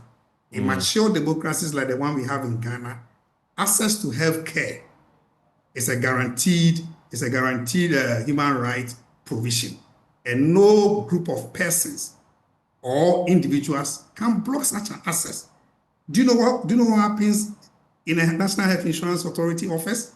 That is where you get your cards renewed. That is where you get your cards done. That is where claims that service providers have provided are worked on so that they can receive their money. And certain individuals convened, joined together, and caused this or prevented such processes and actions to take place, and said they were demanding what? My friend. But Dr. Agyemang, some will say these are monsters that the politicians, including both the MPP and NDC, read, and now they're coming back to bite hard, because this is not the first time we are hearing of party foot soldiers or party executives, in essence, locking up state institutions, demanding that either the people there are sacked or they're employed there. We've heard incidents involving your party members as well. Is it not you politicians who embolden these people and we've got into where we got into? Yeah, so those are the hazards of the political profession. But notwithstanding, for how long will this continue? It is these same politicians who also occupy the office of the Interior Ministry. The Interior Minister is a politician. That is why we are drawing attention that this thing must stop immediately. It has to stop from somewhere. We can't look on like this. Usually these things happen in the first year, but in the second year, there should be some stability in service delivery. Essential service like healthcare. Essential service like healthcare, my brother. So the politician who our mandate was drawn from the people, we should deny the people access to healthcare. This is backward. You're calling for the arrest. Are you giving any timelines? It has to be immediate. It's ongoing. People are being denied access to healthcare, and it cannot be prolonged. It should be immediate. I'm sure the Minister of Interior has seen the action of these individuals, and knowing him, we hope he acts immediately. Because if he doesn't do it, we are setting a bad precedent. Well, the precedents have already been set, MP. The precedents, I gave you examples. But by the way, if this arrest doesn't happen, what would you do as a minority? Our next course of action will be determined by the caucus. But right. The Ghanaians will see which entities act, or which collection of individuals who form political parties, and be able to respond to the needs of society. So the turnaround time is very, very, very important. Dr. Kingsley Agyemang, glad you could join me this afternoon. He's a member of Parliament's Health Committee. Let's run you through briefly some of the demands of the Minority Caucus, which he is a member. They say that the action constitutes unlawful interference with a public institution and that no political grievance justifies shutting down a National Health Service office. The second point is that the immediate arrest of all persons directly involved is warranted. Law enforcement authorities must act decisively to apprehend and process those responsible in accordance with the laws of Ghana. The third demand is that failure to enforce the law sets a dangerous precedent, which Dr. Agyemang mentioned to us a while ago. They say that allowing political actors to obstruct public institutions without consequences undermines state authority and weakens public confidence in governance. The penultimate demand is that health services must never be disrupted for partisan leverage. And the last one is their call for the swift reopening of the office and restoration to full service. So those are the demands that you can see on your screens right now. I ran you through them a while ago.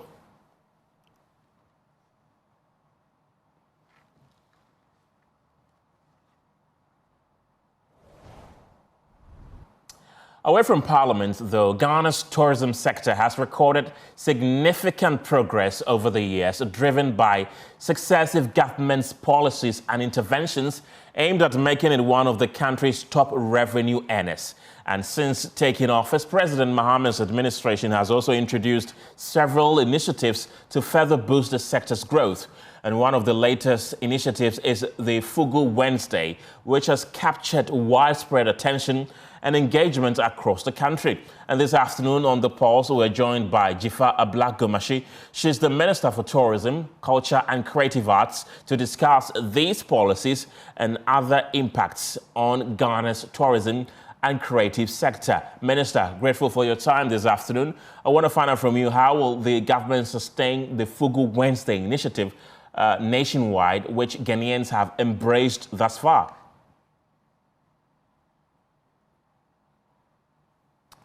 Kindly unmute your microphone so we can hear you. Can you hear me? I can. Good. May I hear your question again? Yes, I was asking how government intends to sustain the Fugu Wednesday, which was introduced just yesterday. It is being received widely by Ghanaians.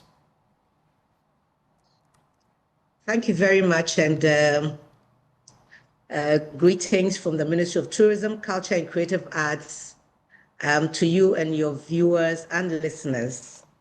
I want to, first of all, thank Ghanaians at home and abroad who embraced the Fugu Wednesday yesterday and participated by wearing different colors and different accessories that are made with the fabric called fugu or the dress called fugu.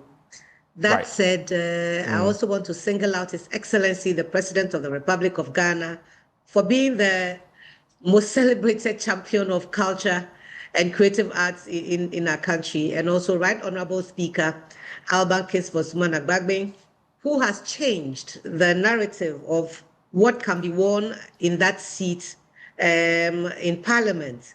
I'm sure that history will show that all speakers used to adorn this gown that has motives of Adinkwa symbols in them. But since his tenure as Speaker of Parliament, he has been seen dressed in chieftaincy regalia that reflects the South, the Middle Belt, and of course the northern sector of our country. So I want to single them out and applaud them for that. And also finish that appreciation to all people, especially Ghanaian women who continuously dress up in their kaba and slits. Right. And by so doing, keep seamstresses and tailors in business, providing them sources of livelihood that keep them and their families sustained. Right. And your question is whether what we plan to do to have people continue to wear fugu and everything Ghanaian. Yeah, Minister. So Minister. Advocacy. Minister, before you continue, though, we would appreciate it if you can kindly turn on your video so we can see your lovely face. We are finding it difficult to see you.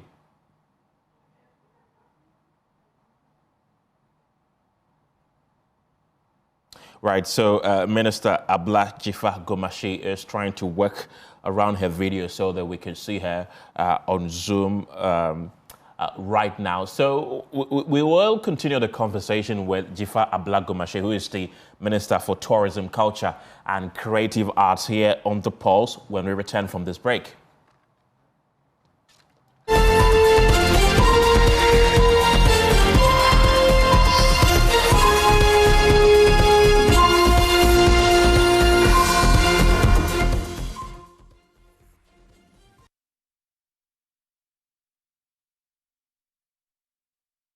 You're welcome back to The Pulse. We're having a conversation with the Minister for Tourism, Culture and Creative Arts, Abla Jifa Gomashi, on Zoom. Minister, welcome once again. Good. Looking perfect. Right. Minister, so, yes.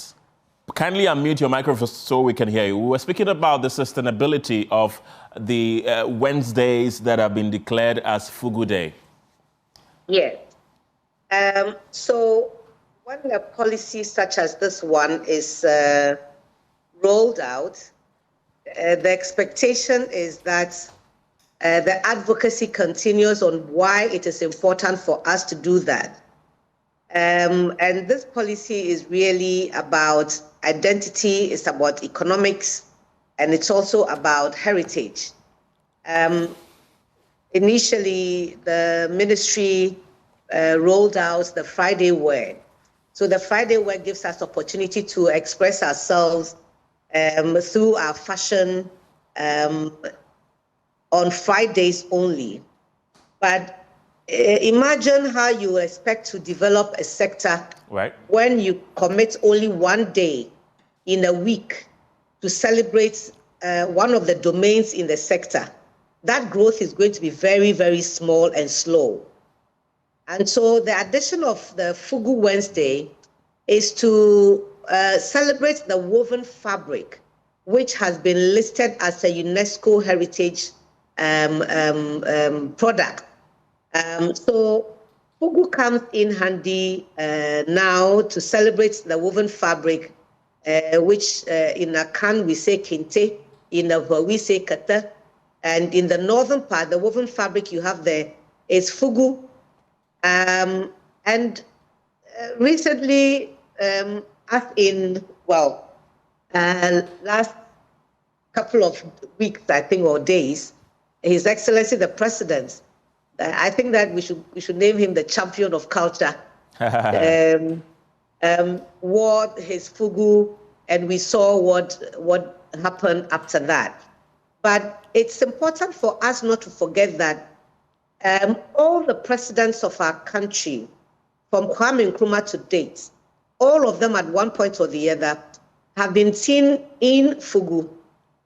So we all identify with it. And we know that our traditional leaders from the northern parts of our country all also wear these things as a symbol of their status and as the costume for their offices. But we're saying that it is also possible for us to include that in another day. So we have 2 days in a week that we are celebrating our identity as Ghanaians. And what that also means is that all the people in that ecosystem who are investing their time and talent and knowledge in it also benefit. We have a lot of people who are producing kata and fugu. The more we wear them, the more we create job opportunities for them, and the more we fulfill part of the SDG that promotes sustainable development, especially for decent living, you see. And so we are asking Ghanaians to show their support for the sector and for the creative people.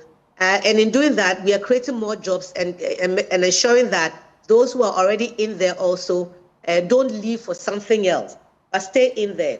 And now that we have Kente listed on the UNESCO site, it's our responsibility as Ghanaians to champion the promotion of that fabric and our fashion industry in Ghana. Right. Minister, I'm glad you brought the Kente aspect because Bonyere Kente weavers are also calling for a national day dedicated to Kente. How about that? So Kente is produced in Bonyere in the Asante enclave. It is produced in Agotima Ziopi and Agotima Kwatoe in the Volta enclave. And it's produced also in Agbozuma, which is one of the traditional areas in my own constituency. Right. It is for that reason that we, in fact, in my tenure when I was deputy minister for the same ministry, I led that, with the blessing of the former minister, led that drive to have the Intangible Cultural Heritage Convention ratified. We pursue that ratification of that convention because we know the power of what the cultural space brings to bear on the total development of our country.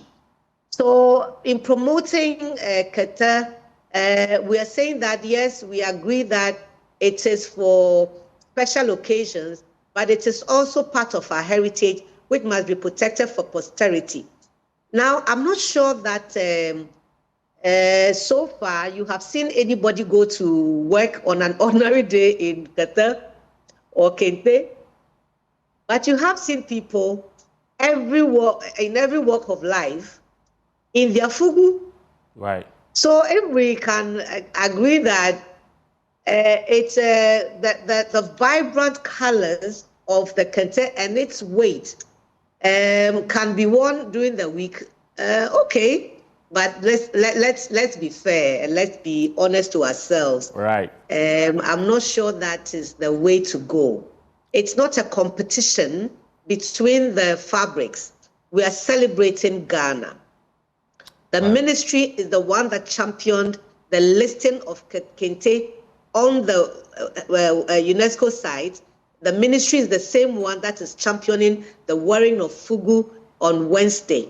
And to now bring it as a competition between the fabrics, I'm not sure I'm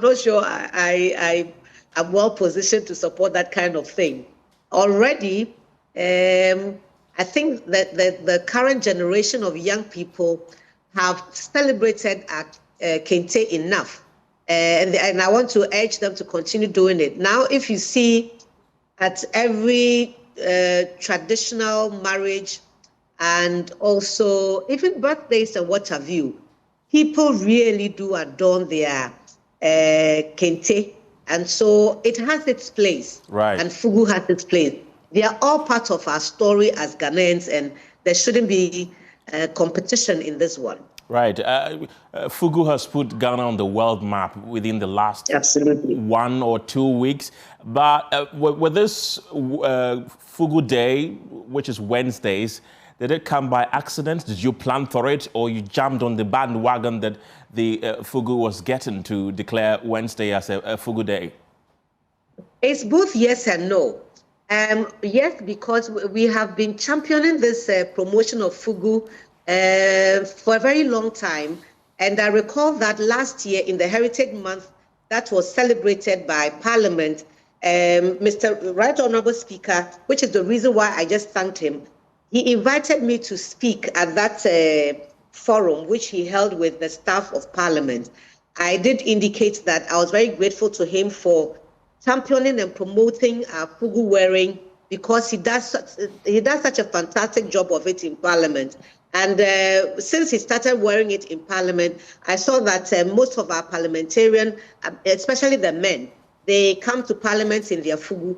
So we've been doing it. And then, you know, as fate to have it, we get this, shall I say, tsunami. Right. after the champion of culture, President Mahama, sent it to Zambia, and then the euphoria that followed that incident gave us also mileage. It gave us opportunity to fly on that wing that has been spread out. Right. Fugu has been a hot commodity recently. That means people are buying it more. The demand is going up. That means production also has to increase. And that means there's going to be an infiltration, especially foreigners could infiltrate our market with a lot of Fugu materials.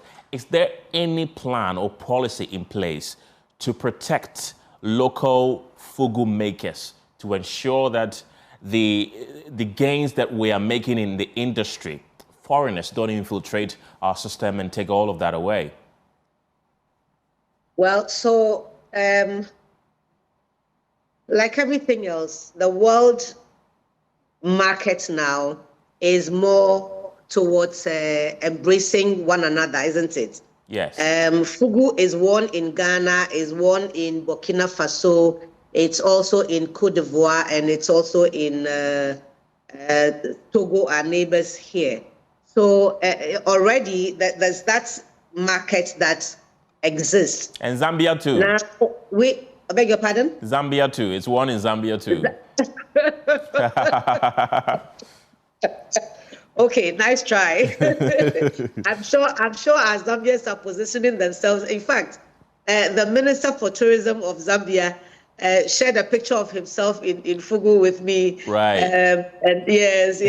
So my colleague ministers around the world, and especially in Africa, have all sent me messages that when I'm coming to our next meetings, I should ensure that I come with their Fugu. I don't have a right to come without the Fugu, so now I'm in trouble. But the thing is that there's a market for it. It means that there's also opportunity for young people to find employment in that space. Right. It also means that weavers must learn how to improve upon their products. Those who are entrepreneurs who are selling them also now have opportunity to do even more. Like everything else that we produce, there has to be a way in which we all, whilst promoting it, protect it also. This is one of the areas that is why I'm excited that we got listed before this euphoria. Once we are listed, we have listed the fabrics. The IPP is also one of the conditions that come with it. So we're going to pursue that vigorously and ensure that as much as possible, we can reduce the infiltration to the barest minimum. And in that sense, let me appeal to the Ministry of Transport and also GRA, who are involved in the exportation and importation of products into our country, to help us so that we protect the trade that is in this sector. After all, already we know that they are inundated with fake products in medication, fake products in fabrics and what have you. So they should just intensify their regulations so that people fall in line and not abuse the system and shortchange our creative people who are in this sector. Right. I'm not sure my own mandate goes beyond that advocacy, but of course, I can assure you that we will work with the institutions and agencies that are mandated by law to help us protect creativity. Right. Let's talk about your ministry in general. You've been here before. You were deputy minister of this same sector, and now you are the substantive. It's been a year. There's been a lot of promises, especially during your vetting. You made some pledges. 1 year into your reign as the sector minister, what has changed?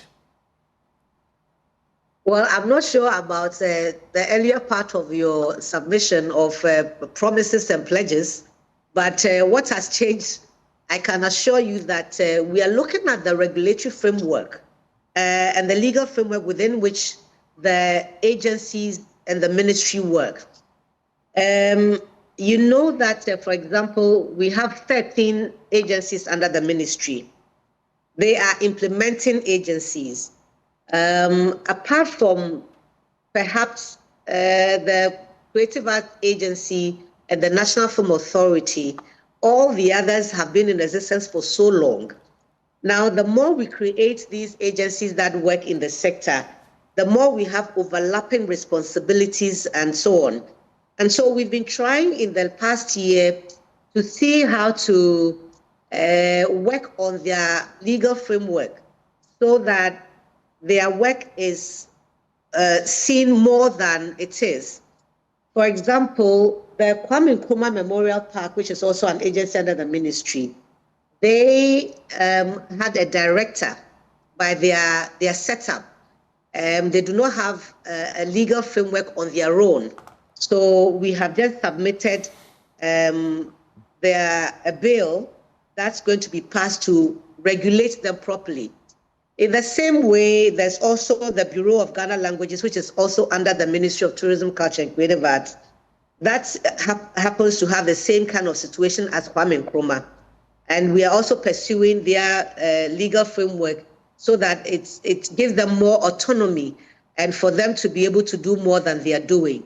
So these are the two examples. And with the National Theatre, I'm sure you have heard that we have successfully, through the leadership of President John Dramani Mahama, secured some support from the Chinese government for them to renovate the National Theatre for us so that it takes back its glory.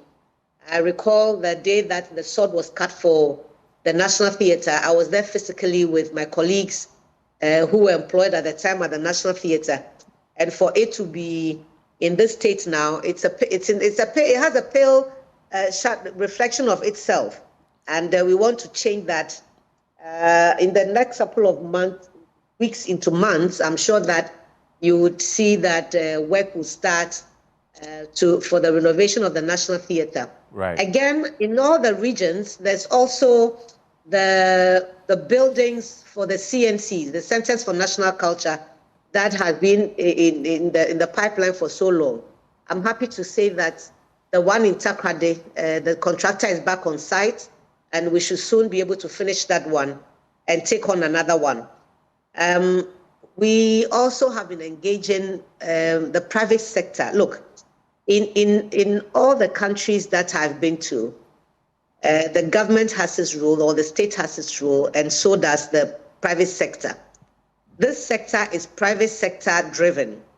And so I'm very hopeful that with the kinds of interventions and policies that have been rolled out by the state, private sector will take advantage of it and invest. Let me use your platform to invite many people who are interested in this sector, both tourism, culture, and creative arts, right, to approach the ministry.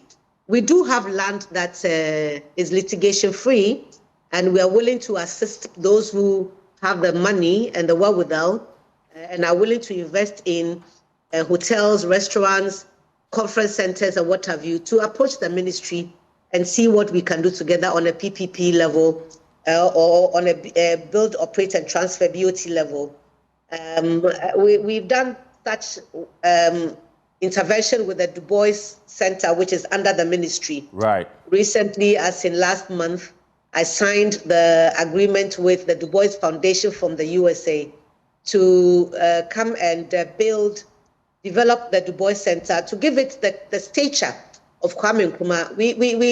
We celebrate ourselves as the hub of Pan-Africanism, and we've done very well through the help of UNESCO. No, not UNESCO, the World Bank. The World Bank granted Ghana's facility to renovate the Kwame Nkrumah Memorial Park. Right. And it's been done. We want the same thing done for Du Bois.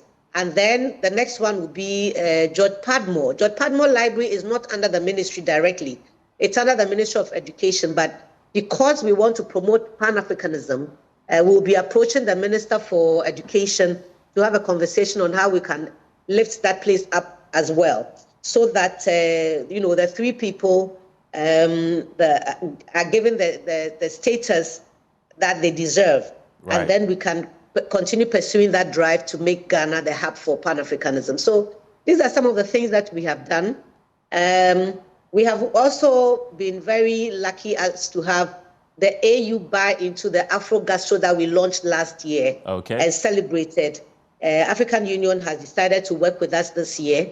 They came last year to participate in it as observers, but they're coming now as partners for us to have that experience again this year. Okay. So, top of my head, these are some of the things that I recall.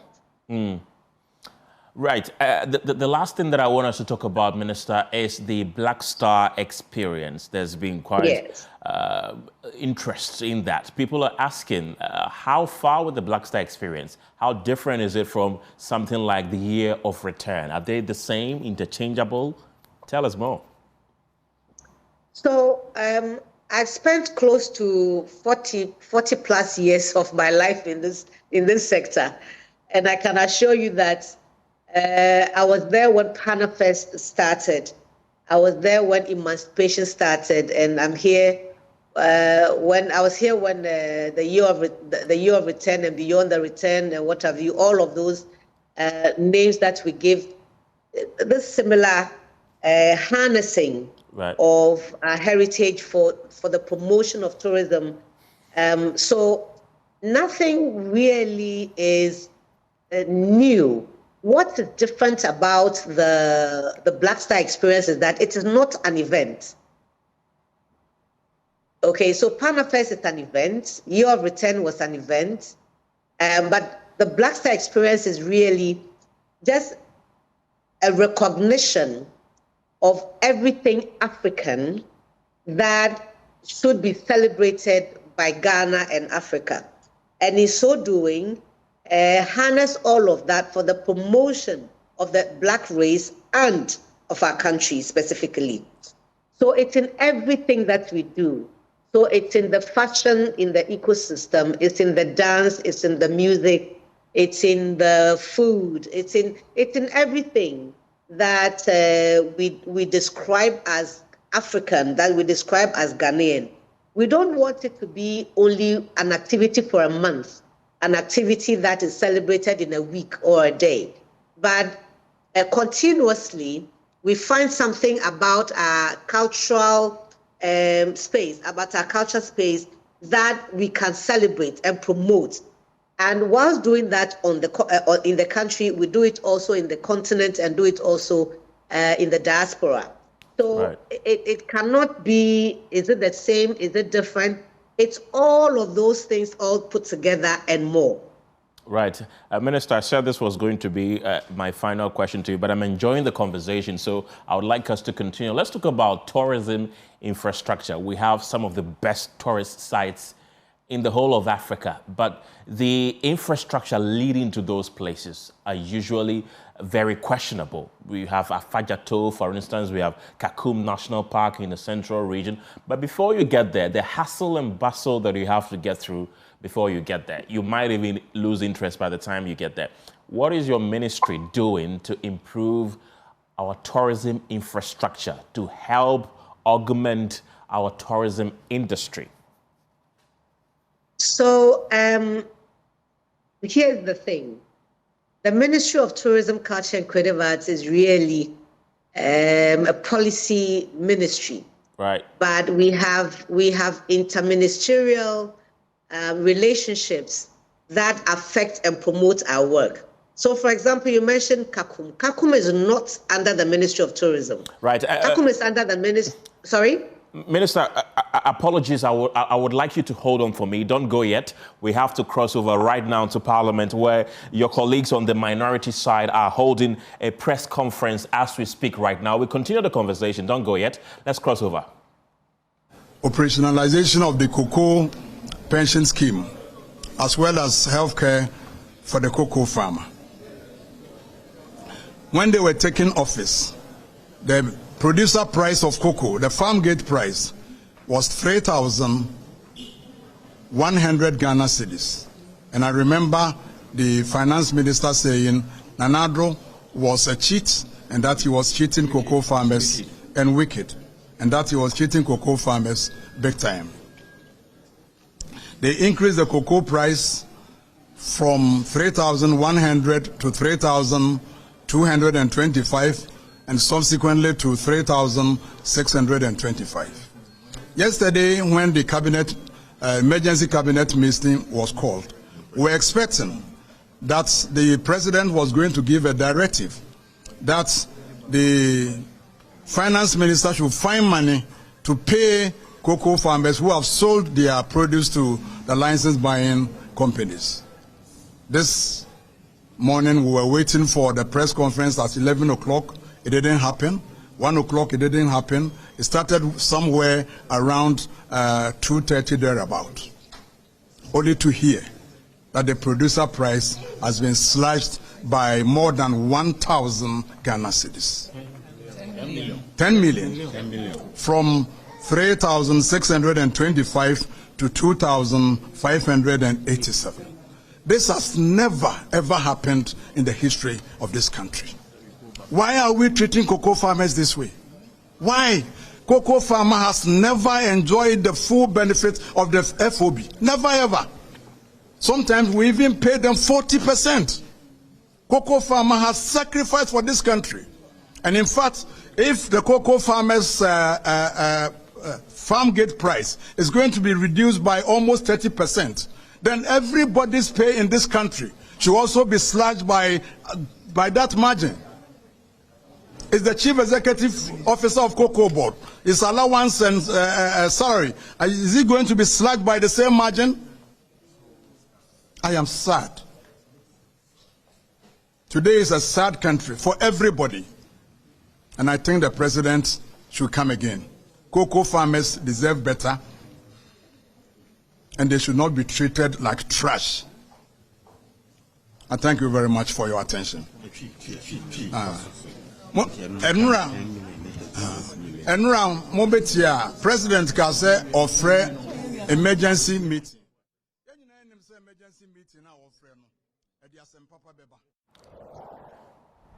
So that's an event happening live in Parliament. The minority caucus in the House slamming the Finance Minister Kasiel Atoforsen, who about an hour or more ago announced new cocoa prices. They've slammed it, saying that it's a sad day for the country. Minister, I'll come back to you. Let's continue with the tourism conversation. But these are your colleagues in Parliament. In 30 seconds, would you like to comment on what you just heard? Well, so tomorrow I'm going to be making a statement on chocolate. Tomorrow is chocolate. It's going to be a chocolate day because it's falling on Saturday. Yeah. So I want to look on the bright side and say I side with Atoforsen because I know that he means well. I was in cabinet yesterday, by the way, and he made his argument. He made it strongly, and cabinet has approved of what he has shared with Ghana. Ghana must believe in President John Dramani Mahama that he means well for our country, and that's how I'll leave it there. Right. Thank you, Minister. We were talking about tourism infrastructure, and so, you were making a point. I was saying that, for example, you mentioned the CACUM. CACUM is under the Ministry of Lands and Natural Resources. Okay. It's not under the Ministry of Tourism.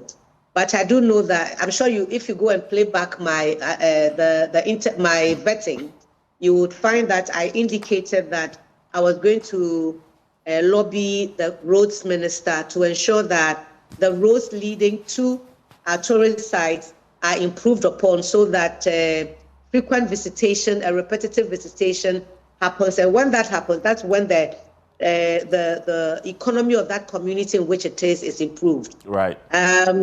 I can also share with you that Bree Gardens, for example, is also under the Ministry of Lands and Natural Resources, but their work affects us positively. But we are not the managers of that side. We are in constant communication with colleague ministers who are in charge of these facilities that affects our sector. Kwame Agboja has assured me that the roads to the sites will be attended to. So you can join my advocacy and you can join my one-woman campaign of fixing roads to the tourist sites.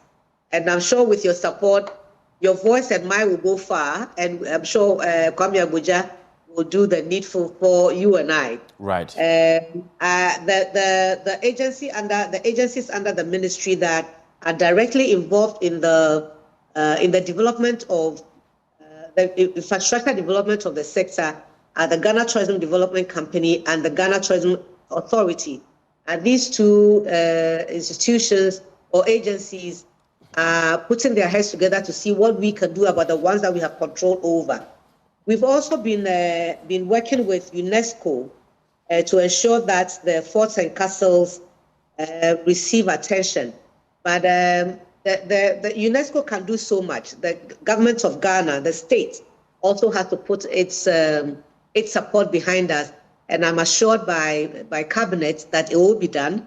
So I'm sure that in the next few months or years, we will see the improvement that we want to see. I told you also that I've signed off the Du Bois Center, which is also a tourist site for Pan-Africanism, the promotion of Pan-Africanism.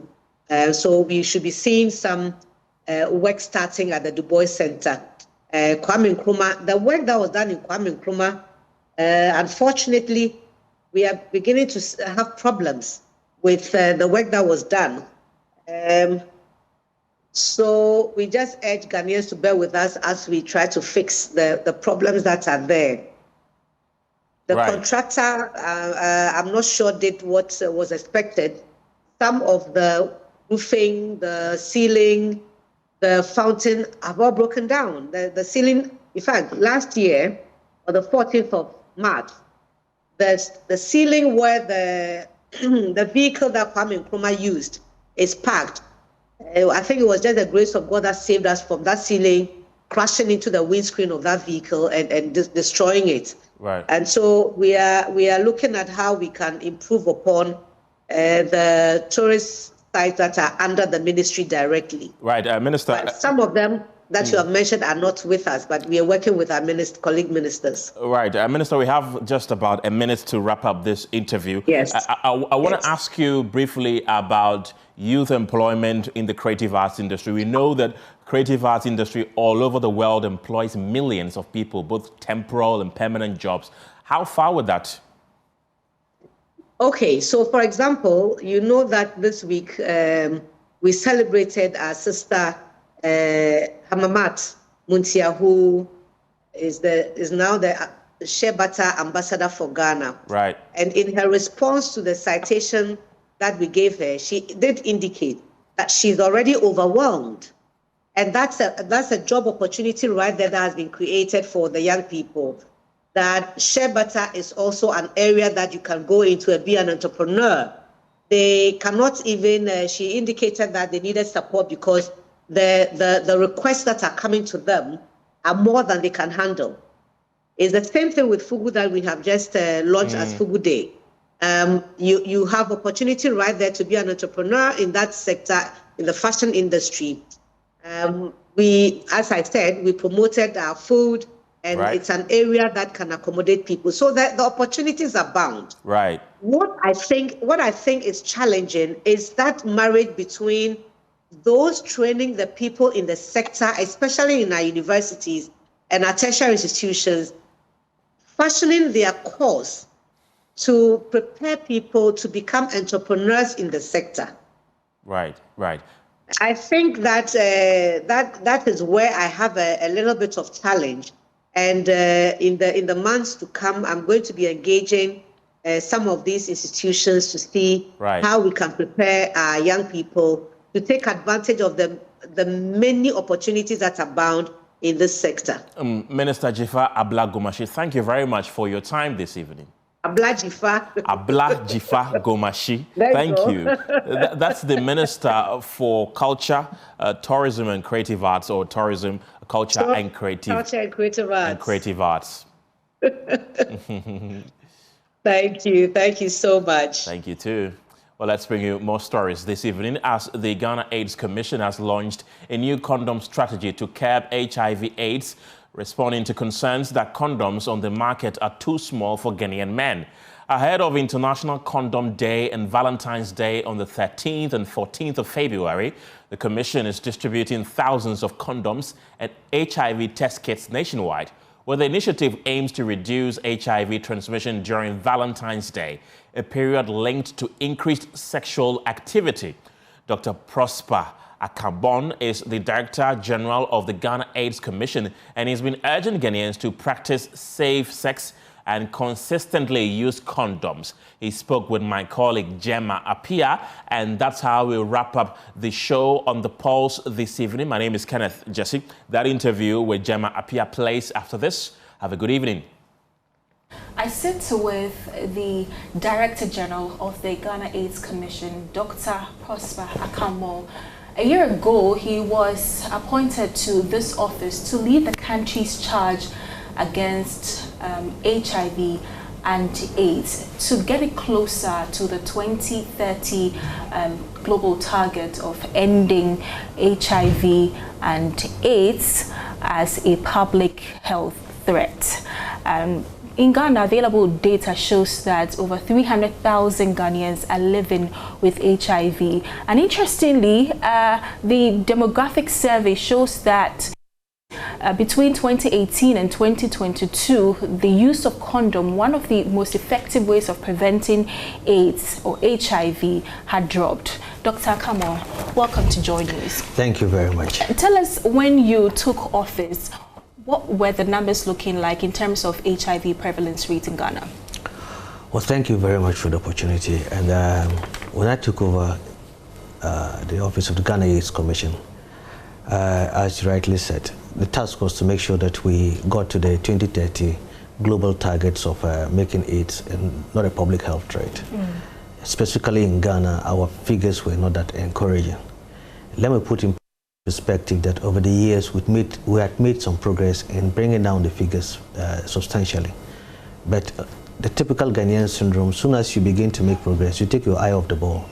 And then we started having resurgence in new infections. And you know, the new infections build the base of the people living with HIV/AIDS. And as you rightly said, the statistics show that in Ghana here, we have over 334,744 people live with HIV/AIDS by our national estimates. That gives us a national prevalence of 1.49%. Yes, though we have come from a prevalence rate of 2.8% in 2010, but we should be bending the curve much more than that, especially if you look at the new infections rates. The new infection figures is about 15,290. And more worrisome with these new infections are the fact that if you take the age group 15 to 24 years old, they alone account for 30.1% of those new infections. That is not good enough, because these are people who are young, who are going to live long with the disease, who are going to have a lot of morbidity. They are the future workforce of the country. And if we don't take time and we don't bend down the curve and reduce infection rates in these people, we're going to have a future generation of people living with HIV, especially in the younger age. Further to statistics, we also realize that a lot of people are not on treatment. They are diagnosed but not on treatment. If you look at the global targets of reaching 95, 95, 95. That means that once we get to that level, we have reached a target where we can say the epidemic is under control.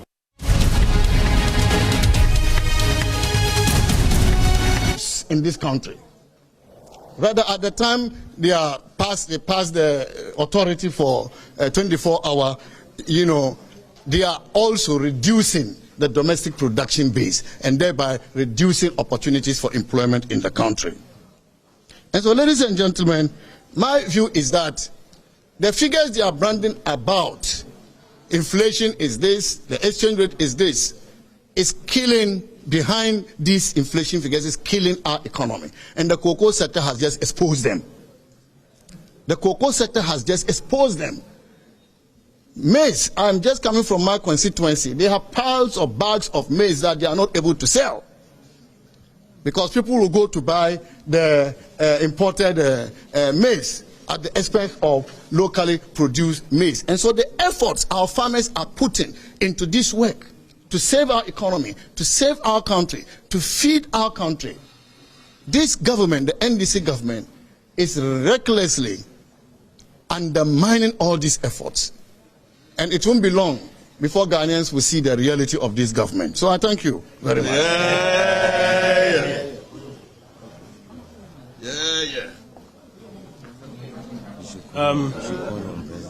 Colleagues, good afternoon. Just to add a few more comments and then we will wrap up.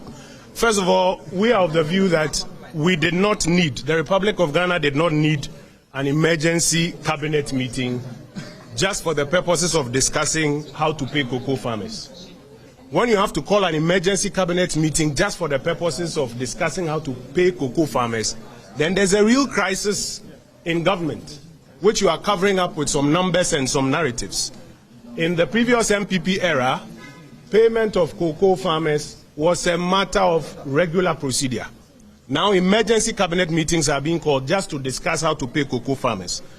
But to the more substantive argument, first of all, the announcement that Cocoa Board should immediately pay them, that announcement is of no effect.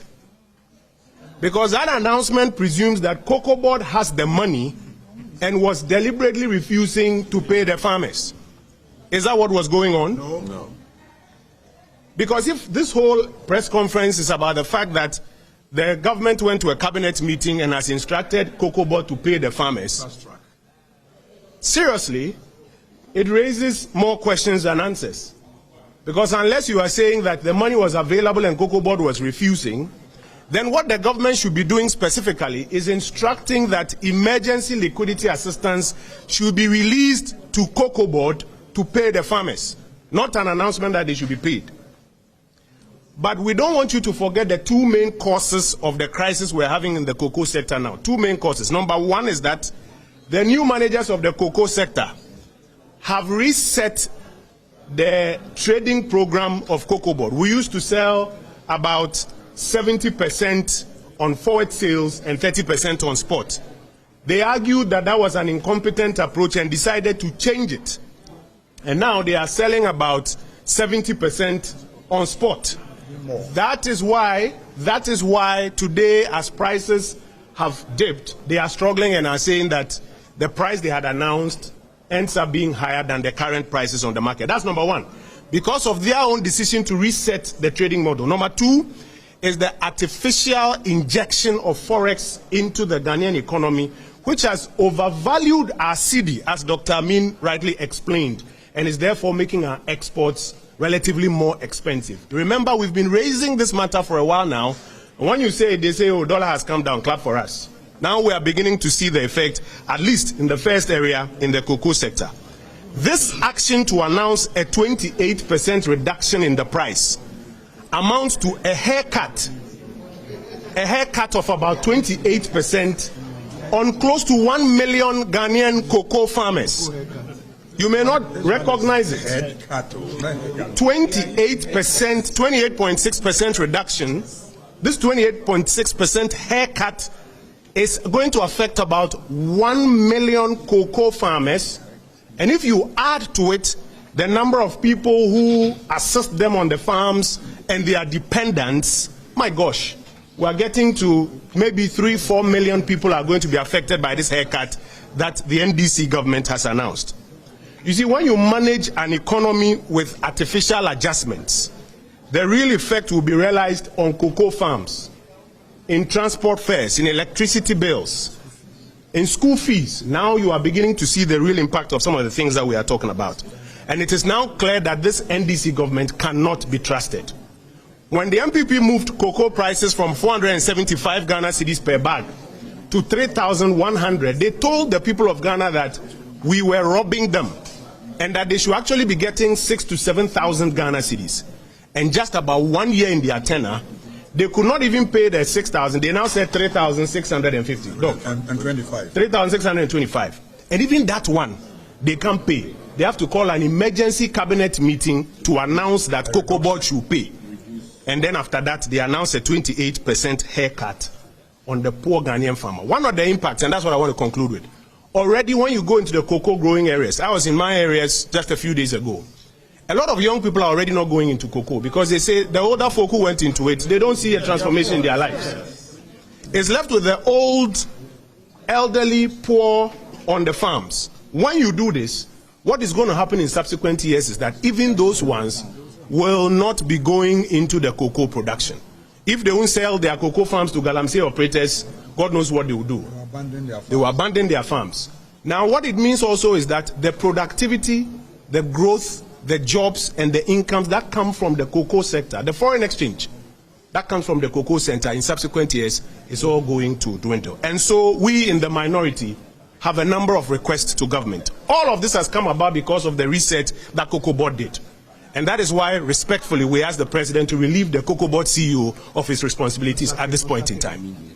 Number two, we are asking the government that in previous times when cocoa prices fell and the government absorbed the shock and protected the cocoa farmer, the NDC government should absorb the cost of what they have done and protect the cocoa farmer and restore at least the 3,625 that they promised. This 2,800 or so that they are promising is totally unacceptable. Already we are receiving messages from cocoa farmers who say that if this is what is going to happen, they are going to demonstrate in a number of these. And if they do, we in this caucus, we will join them on the streets to do this demonstration. We thank you for the time and the opportunity that you gave. Okay. I was here for me to talk for a na ehun hia sa ban be free cabinet meeting, emergency cabinet meeting say yekodwindwin kwan e be fa so atua koko akuafo eka edu emra e wo sa wo free cabinet meeting say